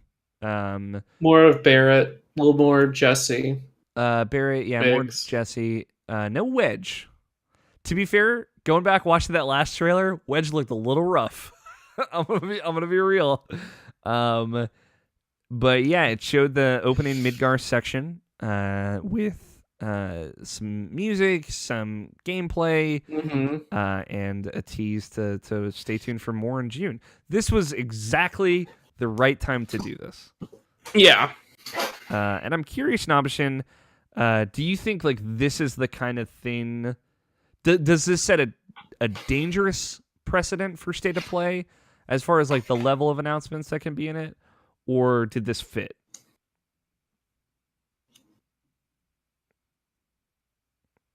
Oh wait, I don't know if you heard my question, Nabashin. But I don't know. Like, I'm thinking. Oh, we lost an Nabashin. You might have got disconnected. It's just you and me now, Scott. But do you think that this sets his internet went out. Cool. Oh. Stay tuned. Brian Nabashin Jackson may be joining us soon. Do you think this was like the right level of announcement for State of Play? Was it too big, too small?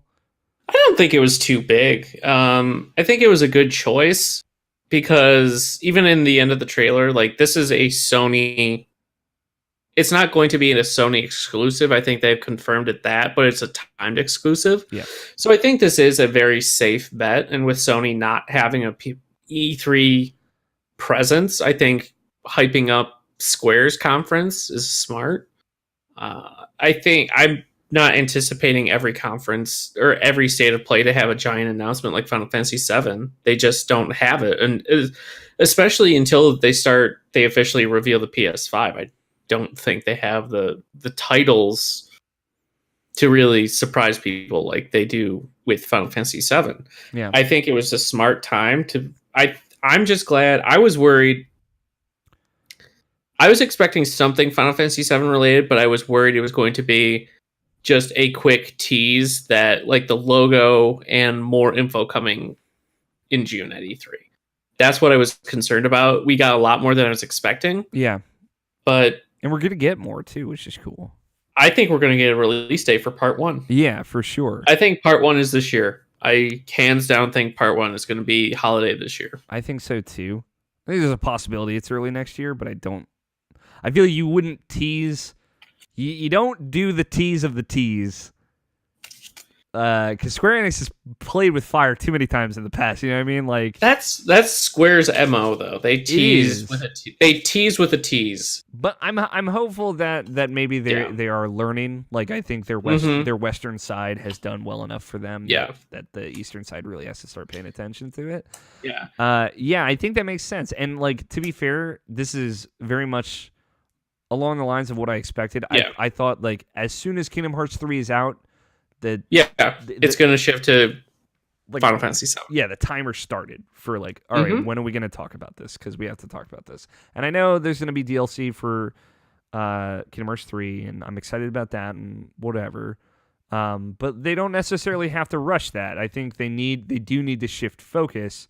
Because obviously, Kingdom Hearts 3 was really highly anticipated. It did well. It's the best-selling game of the year so far. It was critically well received, you know. I think they'll like they did right by that, and I'm not one of the people like, you know, I think you and I have talked about it before, Scott, of like I didn't think that was drawn out too much. Obviously, if you look at the distance between 2 and 3, it's a little absurd, but I think they did that relatively well from 2015 when it was announced to 2019 when it's released. Kingdom Hearts 3 makes sense. Final Fantasy VII Remake makes less sense. But if we live in a world where the beginning of that comes out in the same year that Kingdom Hearts 3 comes out, that's pretty fucking crazy. See, the thing is, though, it's with them, how they view it, it's a different fiscal year. Yeah. But like, so it is a same calendar year. I think it's same calendar year, yes. And they have said that there's going to be one, like in Square's press holdings or like their meetings or whatever, they have said that they have a big release for this fiscal year. Yeah. Which Final Fantasy 14 will be big. Like their new expansion I think will be big, but I don't think it's that scale.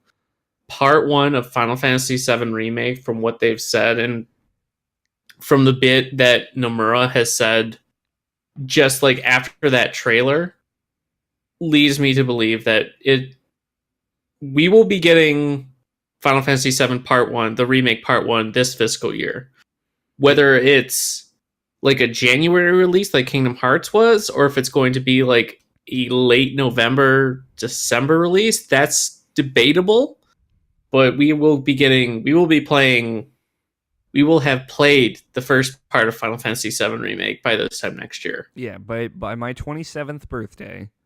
We will have played Final Fantasy VII Remake, which is very cool. Here's the first part. Here's the thing. They doubled down on this episodic stuff. Bad idea. I think it is inarguably a terrible idea. I've talked about that in the past, but they've shown a lot of Midgar. They've only shown Midgar. I think they haven't shown Tifa. In this trailer, they very specifically don't show Tifa, even though she's like her name is in the party. Yeah, which makes me think that they redesigned her character design, which is fine. I'm also okay with that. I think it'll be very similar. I think they'll just make her less busty. Yes, I think they will just Maybe I think that's all it's going to be. maybe give her a jacket or a t-shirt instead of a tank top, and maybe longer shorts. But I don't think it's going to be like a from the ground up difference. But I think she will look more like a proportioned human being. Oh yeah. And I think that's why they didn't show that. You saved that kind of big moment for like a big trailer. My thing is, if and some people in the chat brought it up rightly. I think it was Nicole. That they might ruin the first time you leave Midgar moment if that is like the end of part 1.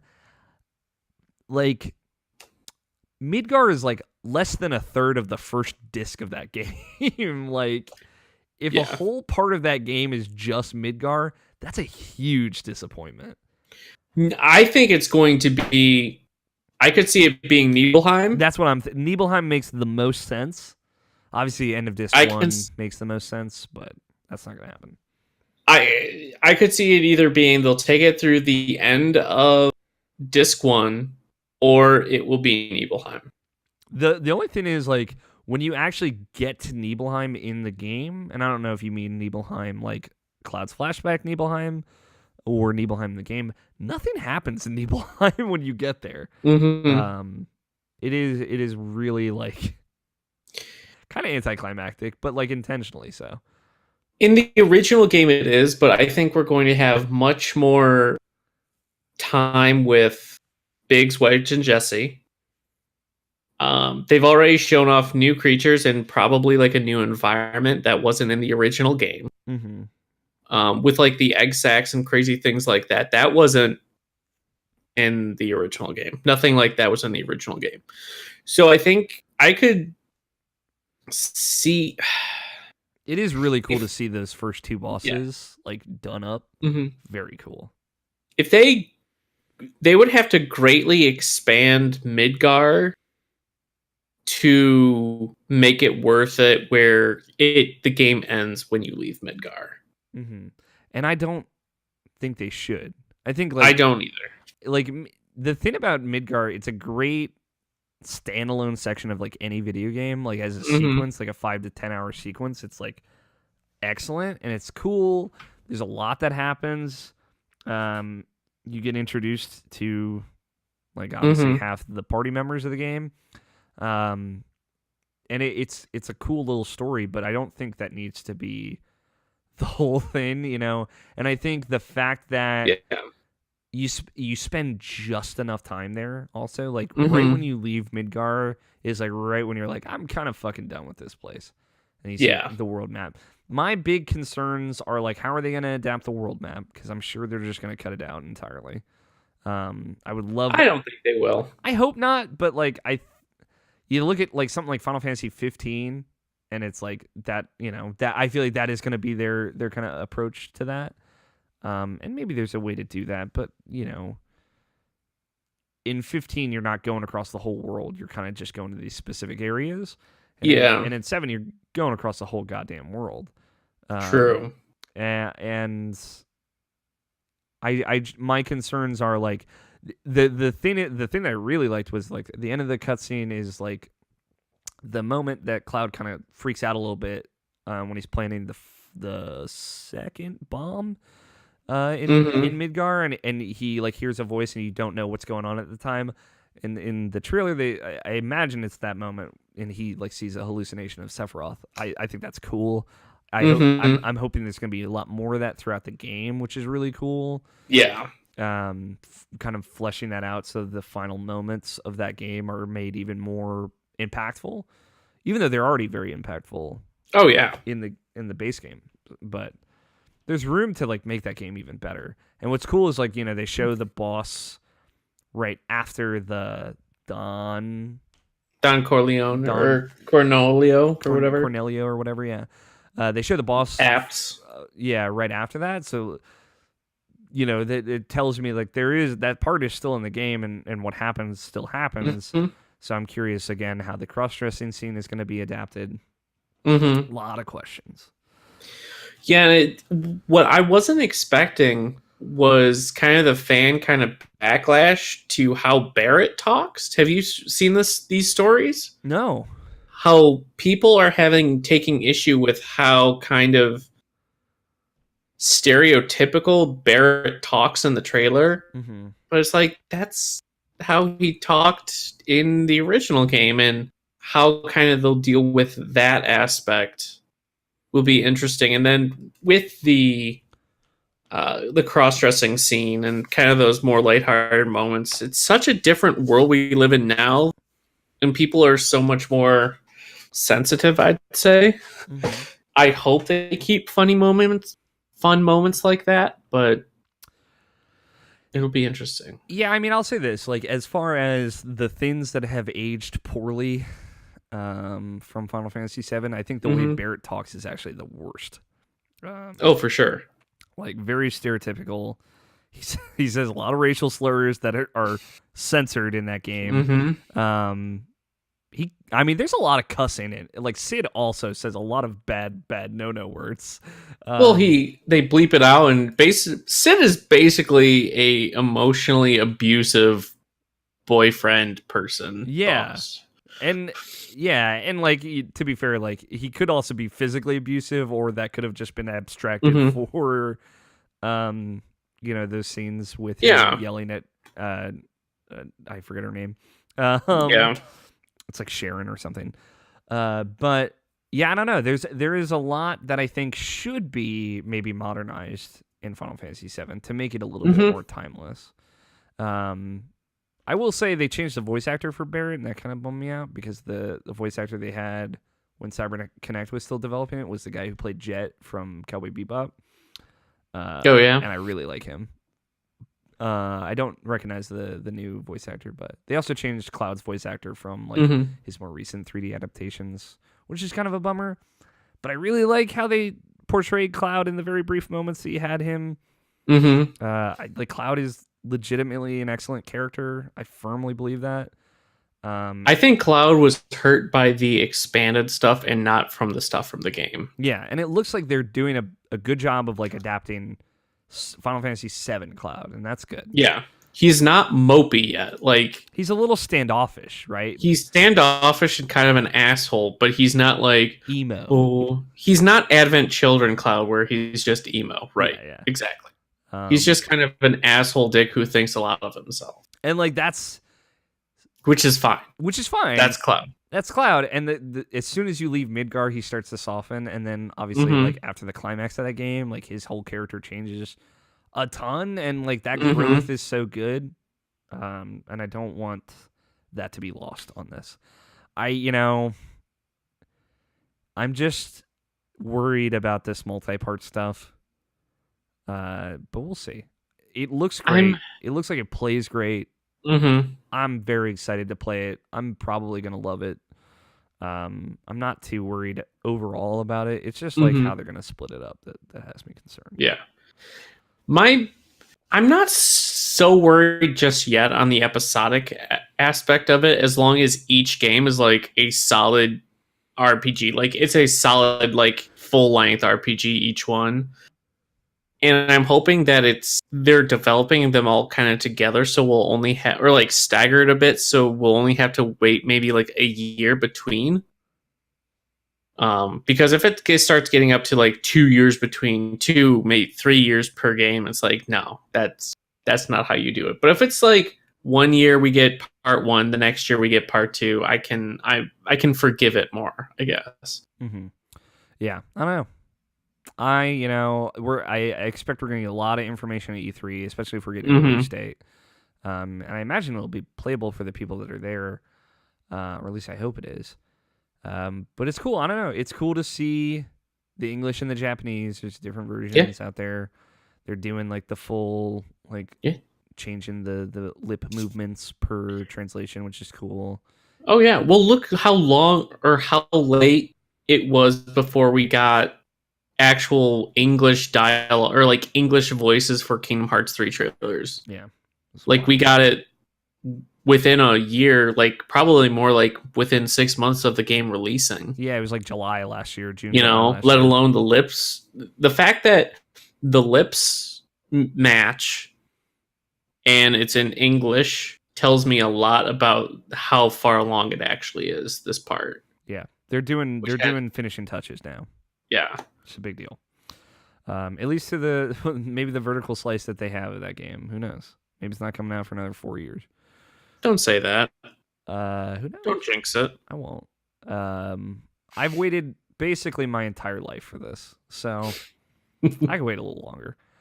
Yeah, I'm Final Fantasy VII Remake is like my, white whale Mhm. dream video game that I've wanted since I was a child. So Mhm. as long as they get it right, I will wait. It was funny. After the state of play, I was sitting with Becky, my girlfriend, for people who don't know or listeners, and I was like, this is one of those games I'm going to take a day off work for. I'm just so you know, I did the same thing with Kingdom Hearts. Like, I warned her a year in advance. Is like, this game's coming out. I will probably not be very responsive. Don't expect much from me. I'm going to just hold up in my room and play this game until I beat it. I need this. I need this. I will take days off. And she's like, "You're really going to take days off work?" And I was like, "Yes, It's important. I will." It's important. You get it. You don't understand. A very formative Final Fantasy VII. The reason I Yeah. like Japanese role playing games. So There you go, man. yeah, I think I'll say this: like, I feel way more confident in the game itself now, now that we've seen this, and now that we've seen like what Square has changed, like the effects they've added, the way they kind of changed the character designs a little bit, the way they changed how combat looks and moves. Obviously, the performance of the gameplay they showed was much better than the performance from the teaser before, and just like visually, it's stunning. It looks incredible. The things I'm most concerned about is how they're going to handle materia Yes. and summons. Yes. Because I've already resigned myself to the fact we will probably lose some summons. Yeah, because there's way too many. Whatever. Final Fantasy VII. To be fair, there's like way too There many. there are a lot. I don't need Kadaja, that boar pig dude with all the various. Do you need the Shrine or whatever. Chocomog summon though? Yes, Yeah, you do. I need Chocomog. 'Cause, I'm- I mean, that's the first summon you get. Yeah, I'm really concerned about how they're going to handle Chocobo racing. Let's be real. Just Gold Saucer in general. Yeah. But, Minigames have gotten so much better since Final Fantasy VII, though. it's true. So It's true. if they like do up Gold Saucer with a whole slew of new video games, I'm in. Mm-hmm. New minigames, I should say. I just don't want them to nerf or kill materia. Like, they need to keep the kind of the depth and kind of customization options you get with materia. Yeah. And like the And- weapons in general and the Yeah. equipment and stuff, like the great thing about Final Fantasy VII is both how simple and how deep that system is. Like, you only have 3 things you can equip, but you can slot these little things into your armor and or weapon to fundamentally change how that character can play. Yeah. And that's like so cool. It is such a refined system. Mm-hmm. And I really want it to stay true. Like I said it earlier in the episode, you can see the materia in the Buster Sword in the trailer. So it's cool. It tells me that system is probably going to be there still. It's just how's it going to work? How's it going to play in general is a big question. Yeah. In the menu, like in the gameplay they showed, square is attack, X or triangle is like maybe a heart attack or a character specific move, and then circle brings up the command menu. I'm assuming magic and things like that are all in the command menu. It's just they need to not nerf it. And it looks like there's a shortcuts menu like Kingdom Hearts as well, which is cool. Yeah. And you can play as other characters. I'm just excited to shoot some shit as Barry, you know what I mean? Yeah. And punch some dudes as Tifa. I'm probably only going to play Tifa, honestly. Ever. Red 13, man. I want to be a dog. It's true. Best boy. Red 13 is such a good character. Ah, dude. I can't wait to see what Cosmo Canyon looks like. Yeah, dude. That's gonna be the best looking area. That's going to look so good. For sure. Yeah. It's so much to look forward to. And Yes. it's been quiet for 4 years. Assuming we're going to see it within the next 8 months, right? That's the right call. And And it looks like they've really put their heart and soul into it. So yeah, we'll see. it's gonna just depend on how the gameplay goes. Yeah, the very least. I hope it's gotta be more complex and deep than Final Fantasy 15. Yeah, even Hands if it's has to be just Kingdom Hearts combat. I know, like, that's gonna anger a lot of people, but I'm okay with that. I'm fine with the combat setup of Kingdom Hearts, but I would want more depth, like, to it than Kingdom Hearts. Yeah, like where you can customize your characters. Like the materia system just has to be on point. That's right now. Materia is the biggest thing I'm worried about. Is how they will adjust or tackle materia. Yeah, and I really, really want to see. They can't get rid of the different versions of Bahamut. I need to see Bahamut Zero, a space dragon fighting a laser. I have to see Bahamut Zero. Yeah. My hope is that maybe you level up Bahamut. Maybe you level up the summons and they all get like new forms. That would help justify there being less of them, I think. Yeah, I still want my 3 Bahamuts. I know. We all do. I mean, I'm really excited because, like Knights of the Round is like one of the most infamous summons ever. Mm-hmm. I'm really excited to see how that's adapted into this. Yeah. There's a lot to be excited about. I understand a lot of people are worried out there. There's a lot to be worried about. Mm-hmm. But let's hope. Let's hope and dream. Well, I'm still super excited, and I know I'm going to buy it regardless, and I know I'm going to love it regardless, but I'm like, I'll love it more if they do this, or they don't fuck up this. Yes, agreed. That's how I'm viewing it. We will know in a month's time. What's the moment of Final Fantasy VII that you are most looking forward to seeing in the remake? It's going to be the same thing that I always say, and it's my favorite moment in 7, which is the moment where Tifa and Cloud go into the live stream. I love that scene so much. It's the kind of building block of Cloud's character. It's a real turning point. I think also like the end of that first arc of the game, like, or the first half of the game, when you finally find Sephiroth, right, and the weapons release and all that stuff happens. Oh, like the weapons, like all of that is going to be really cool to see. Like Diamond Weapon or Sapphire Weapon attacking Junon Harbor is going to be incredible. Like, oh man, maybe they'll make it so that you can actually fight Sapphire Weapon instead of it getting murked right away. Who knows? Hopefully they add a couple weapons. Yeah, like extra bosses, like seeing how they're going to adapt Emerald and Ruby Weapon, and make them new challenge bosses and stuff like that, especially like with the new combat system. That's going to be really cool. And see what they do with the high wind. Yeah. World map is like my biggest worry. Honestly. Yeah. I'm worried about materia, but the world map is, you know how much of a world map snob I am, so. It doesn't sound like Nobshin's gonna be able to come back. It sounds like his internet is gone, which is a bummer. Rip. But at least I know Nobshin will get enough sleep tonight. Scott, how do you feel about taking a peek in the mail sack? Yeah, let's do it, dude. Let's do it. You can be a part of the show in a variety of ways. You can tweet your questions at IrrationalPod. Just use the hashtag IPQ. You can send us an email, mailsack@irrationalpassions.com, or leave us a voicemail. The number is 404-590-1337. Standard long distance fees do apply. We actually got an email this week. I'm real excited about it. Let me pull it up. Comes from our good friend Silver PR. It's actually, you know what? I'm gonna have to save this one because it's weird if it's just Scott. It's a game. It's like a trivia game. It's weird if it's just Scott. I'm sorry, Scott. I like trivia games. Yeah, it's tough though. I do want to save it for when we got Nobshin, Scott, and Tony, because I know Silver PR sent it with that intention. That's fine. But You can still send us emails, and I would still like it if people did that. Let's pull up the tweets.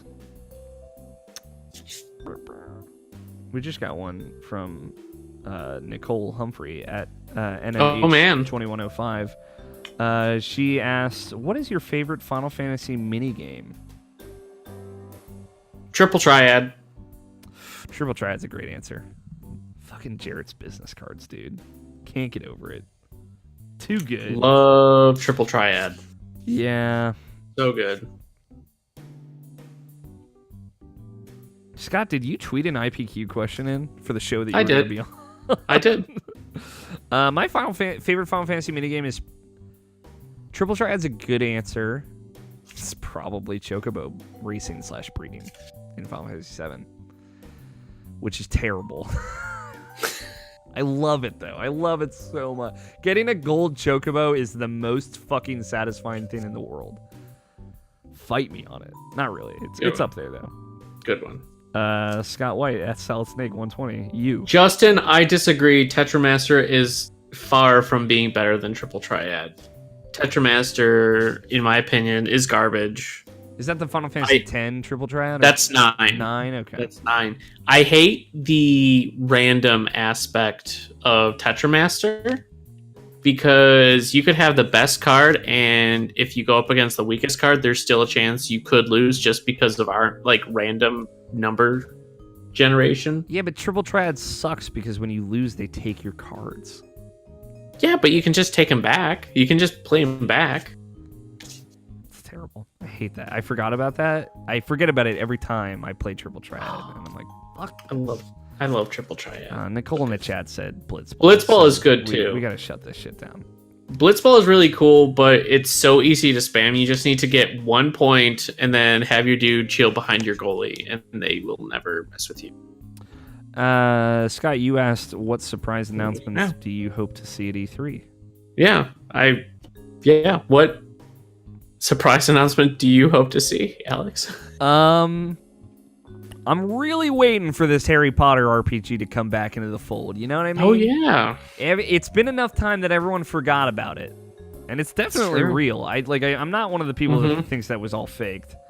I don't know. It's such a good idea. I really want it to happen. So I think it's been long enough that could come back into it. Biggest surprise: Sony still has an E3 press conference. I just didn't tell anybody about it. I don't know, man. It's hard. Usually I have a good anticipation for a surprise. I think once we get a little bit closer, I think I'll have a better inkling as to what to expect and what I want. But right now, yeah, I think the Harry Potter game is the big one. Whatever, Rocksteady's next game is, I don't know. I don't know what that game is. And all I know, or I'm confident in, is that game won't be announced until it's very close to release. So, we'll see. Nice. What about you? I'm hoping for a new Bravely game. I really want, from Nintendo, Bravely 3rd. Yeah, Scott Guthier, huge Bravely fan, so I know he. That's my. Too. That would be my. Your hook that or a new Chrono game. Yeah, but it'll never happen. I don't think it will either. I think a Bravely game is more likely. We know that studio is working on a bunch of stuff. We know Octopath did really well. So I would love, even if it's just an HD port of Bravely Default and Bravely Second with a tease that a Bravely Third is being worked on, I'd be happy. Yeah. Tomba remake. That would be my best surprise announcement. Tomba, that would be good. Tomba's so good. Or an Alundra remake. I'm debating about making Alundra my next book club game. Ooh. Because I want other people to play it. I haven't replayed it 2 months ago, though. I don't know if I want to replay it again. And it's also fucking so long. It's 38 hours long. Ooh. Yeah, it's a long one. And I don't think any of you would like it, also. I've played a little Alundra. You would probably like it, Scott. But I don't think anyone else would. Could be a good IP presents discussion, though. Yeah, that could be. That's a good idea. I still think that you and I should just do a 12-episode book club dedicated to Tales of Vesperia and fuck everyone else. Dude, I'm all in. I know. So good. Mike Burgess at Mike Hits the Wall. Give me some predictions and or hopes/dreams of where you think the video game industry will be in 5 years. That's a good question. I mean, we'll be in the next gen. I think it's safe to say at that point we'll be a couple of years in. Yeah, at least. So I think like the big thing is what this generation has taught me is that mid-generational shifts are gonna happen way more. Whether that's gonna be like pro systems, enhanced systems, whatever, or like big changes in how we even look at the consoles. Like, you think about Xbox One to the first year it was released compared to now, it's literally an entirely different platform, I think. Not just because Kinect is not sold in box anymore, but also because the redesign, Xbox One X is now more powerful than PlayStation 4 and its equivalent, and also backwards compatibility, Game Pass, yeah. Like, the whole landscape has changed. And the whole conversation about Xbox has changed. It's a much different value proposition now. Yeah. So, like, you know, even when next gen starts, I think a big part of that for, like, PlayStation will be load times, backwards compatibility, the things that they've already teased about the PlayStation 5. But, like, 3-4 years after that, what is the shift going to be? I don't know. Maybe it's streaming. Because I don't think that's going to be it out the gate. But 4 or 5 years in, maybe. What do you think, Scott? I think we will have entered the time frame where everyone plays with everybody. I think Sony will have given up their last man standing of the cross-platform play. And I think Nintendo, Microsoft, Sony, and PC will all be able to play together on all the games. Yeah, I think that makes a lot of sense. I think that's the biggest thing. I don't know. I just can't imagine like what's coming after Switch, because with it in 5 years from now, we will have the successor to the Switch. Yeah. Will it be like a Switch 2? Will it be something none of us know? Like, will it be just like augmented reality glasses or something, or VR glasses we just put on and then hold the controller and play? Who knows? It'd be weird because, like, I don't know, I think Nintendo surprised everybody with the Switch in a way, not necessarily by what it is, but how well it's done, and also how well they've supported it. Right? It's not just the fact that it's done well and third parties are supporting it. It's the fact that Nintendo has like a really good strategy with that system. And they've so many games on it already. Like, they've knocked it out of the park. It's been 2 years, and there's at least 2 masterpieces on Nintendo Switch. There was 2 masterpieces like the first year. Yeah, the first year. Because you had Odyssey and Breath of the Wild the first year the Switch was out. I would bet. I mean, obviously, Nintendo has already shifted to single platform, but I think like by then, 5 years from now, they will have fully committed to single platform, like their platform, and then mobile, whatever their mobile stuff is. I think their mobile stance will be much stronger. I think they'll have a much stronger mobile offering. But I think, I don't. It's going to be interesting, especially with this kind of seemingly developing friendship between Microsoft and Nintendo. Like the whole rumor that Game Pass might be coming to Switch and Xbox Live. How if that ends up being true, how will that evolve and develop in 5 years' time? And how will that relationship as a whole develop? Will we see Doug Bowser on the Microsoft stage at some point? You know, will that happen? I think the biggest thing in 5 years, I think either E3 will no longer exist, or it will be a completely open show, and it's not a big deal anymore, which is kind of a bummer. But I think 5 years from now, Sony already not being there, and then like as soon as they pulled out, just immediately like opening the floodgates on how much nobody at Sony liked E3.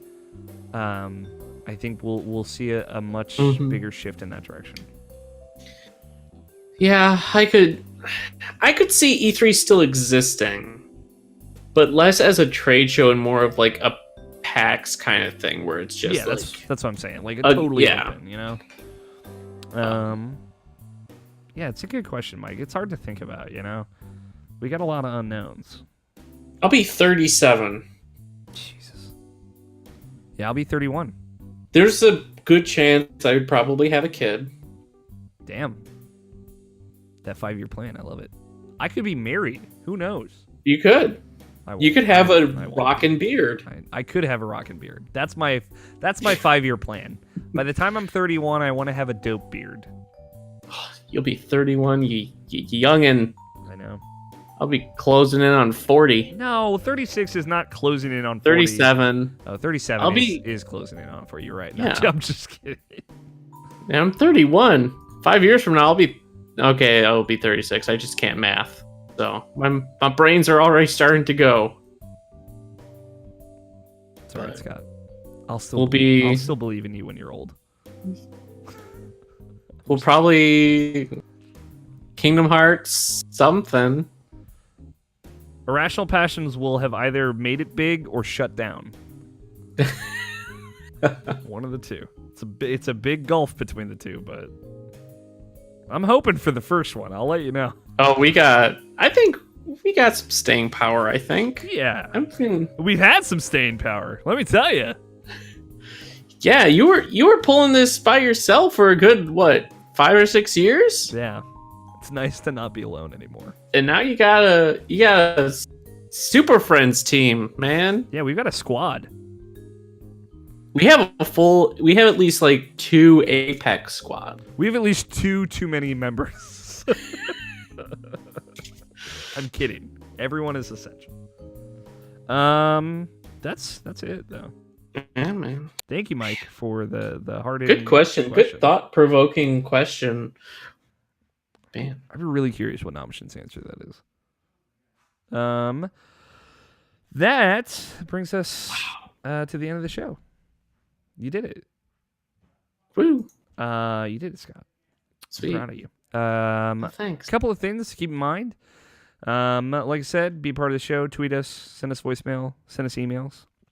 If you like the show, I would love it if you rated and reviewed us on your listening platform of choice, whether that be iTunes, Stitcher, Google Play, Spotify, Pod Monster. I don't know. I'm sure there's another one out there. FarmersOnly.com. Farmers Only, my favorite podcasting platform. There was a weird discrepancy with the RSS feed that I found out about this week. Most recent 3 episodes had disappeared off of it. Turned out there was a weird expiration date thing. I'll be on the watch for it in the future, but it's resolved now. So on all of those platforms, you will be able to find all of Irrational Passions podcast. It's so funny that I've also been really good about editing the show on time and having it scheduled to go up at a set time every week, and then it just disappears. It's exactly what I deserve. You can follow the show and the website on Twitter at Irrational Pod or on Instagram, Irrational Passions, YouTube, Irrational Passions, Twitch, Irrational Passions. You should do a lot of cool stuff. And that way, if you follow us there, you'll know when we're doing it and what we're doing. Check out our other shows like Input and Video Game Book Club. Playing through BioShock 2 right now. You can play along with us. Yeah. And for everything else, Irrational Passions, irrationalpassions.com. We've reached the end of the show, Scott, which means it is now time for bets. Weird week, this one, because there's just 2 of us. But I had this bet idea, and I'm pretty proud of it. How many standalone tweets will the Rage 2 Twitter account send between now and next podcast? Standalone, like so, not retweets or like Not retweets, not response. at replies. Yeah. I'm going to say 8. Okay, I'm saying 48, so that works. That Twitter account is wildin'. So I'm going big on that one. I will get an options bet for this. I'm pretty proud of this one. Scott, you are a part of the editorial team, which is now Team Super Pink Girl Power. I don't know if you wanted to update the name or anything. No, sounds pretty accurate. Yeah. I like it. Last week's bet. This one's a thinker. Not really. But I'm curious to see what the result is. Puyo Puyo Champions releases on May 7th for the PlayStation 4, Xbox One, and Switch. On Twitch, what will the viewer count be the viewer count ratio difference be between that and Anthem? Anthem. Yeah. Shout out to Anthem man. one time, man. That was a thing, wasn't it? I like that it already was a thing, and it no longer is a thing. Well, all that not backlash, but hoopla after like the main team, like the heads of Anthem were like pulled off of it, and no, we're still committed to working and adding things to Anthem, and even though they've delayed indefinitely a bunch of things from their roadmap already, and it's like, Anthem. Oh, Anthem.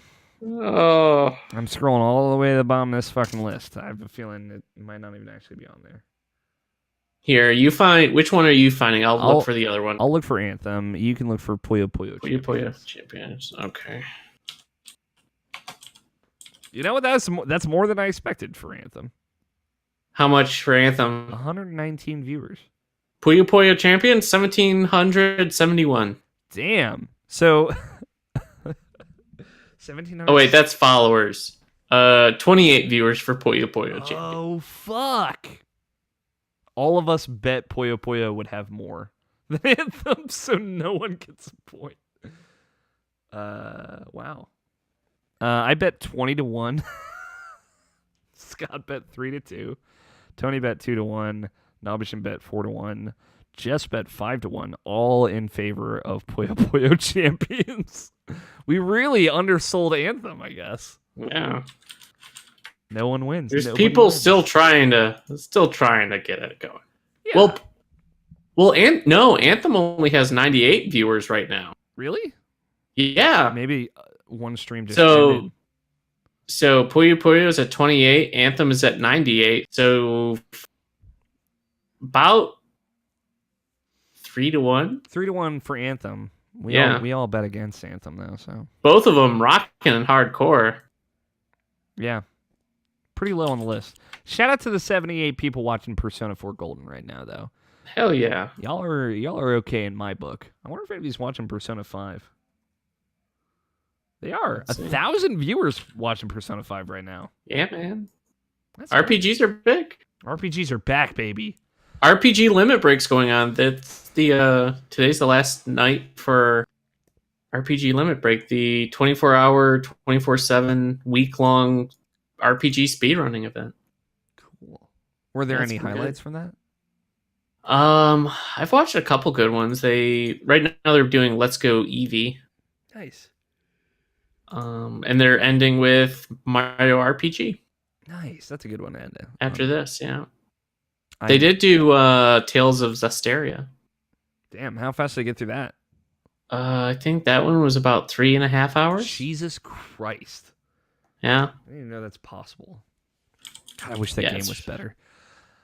Yeah.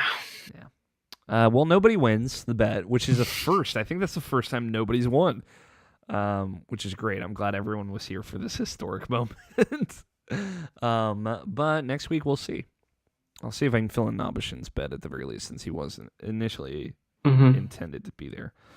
Thank you everybody so much for listening. We very much appreciate it. Thanks everyone who tuned in and watched us live, hung out in the chat. Thank you, Scott, for hanging in there all the way to the end. Been fun. Your internet been didn't fun. end. It's true. Mine survived. Thank you, Nabishin, for joining us as well. Hopefully he's getting some good sleep and it worked out in his favor. Thank you, Scott and Tony, wherever you two are. They're with their moms. I know where they are, relatively, but thanks everybody so much for listening. Thank you, Danny Wiesner, for our opening music of 2-Player Co-op and our closing music of The World is Saved. I have been your host, Alex O'Neill. Play your games, stay irrational. We will talk to you all next week. So long. Please keep recording, Scott. I will. I have not stopped. Excellent. Because it's time to go through titles. There's only 3 titles. These are pretty good. Triple T, Time to Turret Section. That's very good. Make It Royal, Baby. And I'd like to be an animal that moves and jumps. I did say that. That was a sentence that I said. What do you like, Scott? I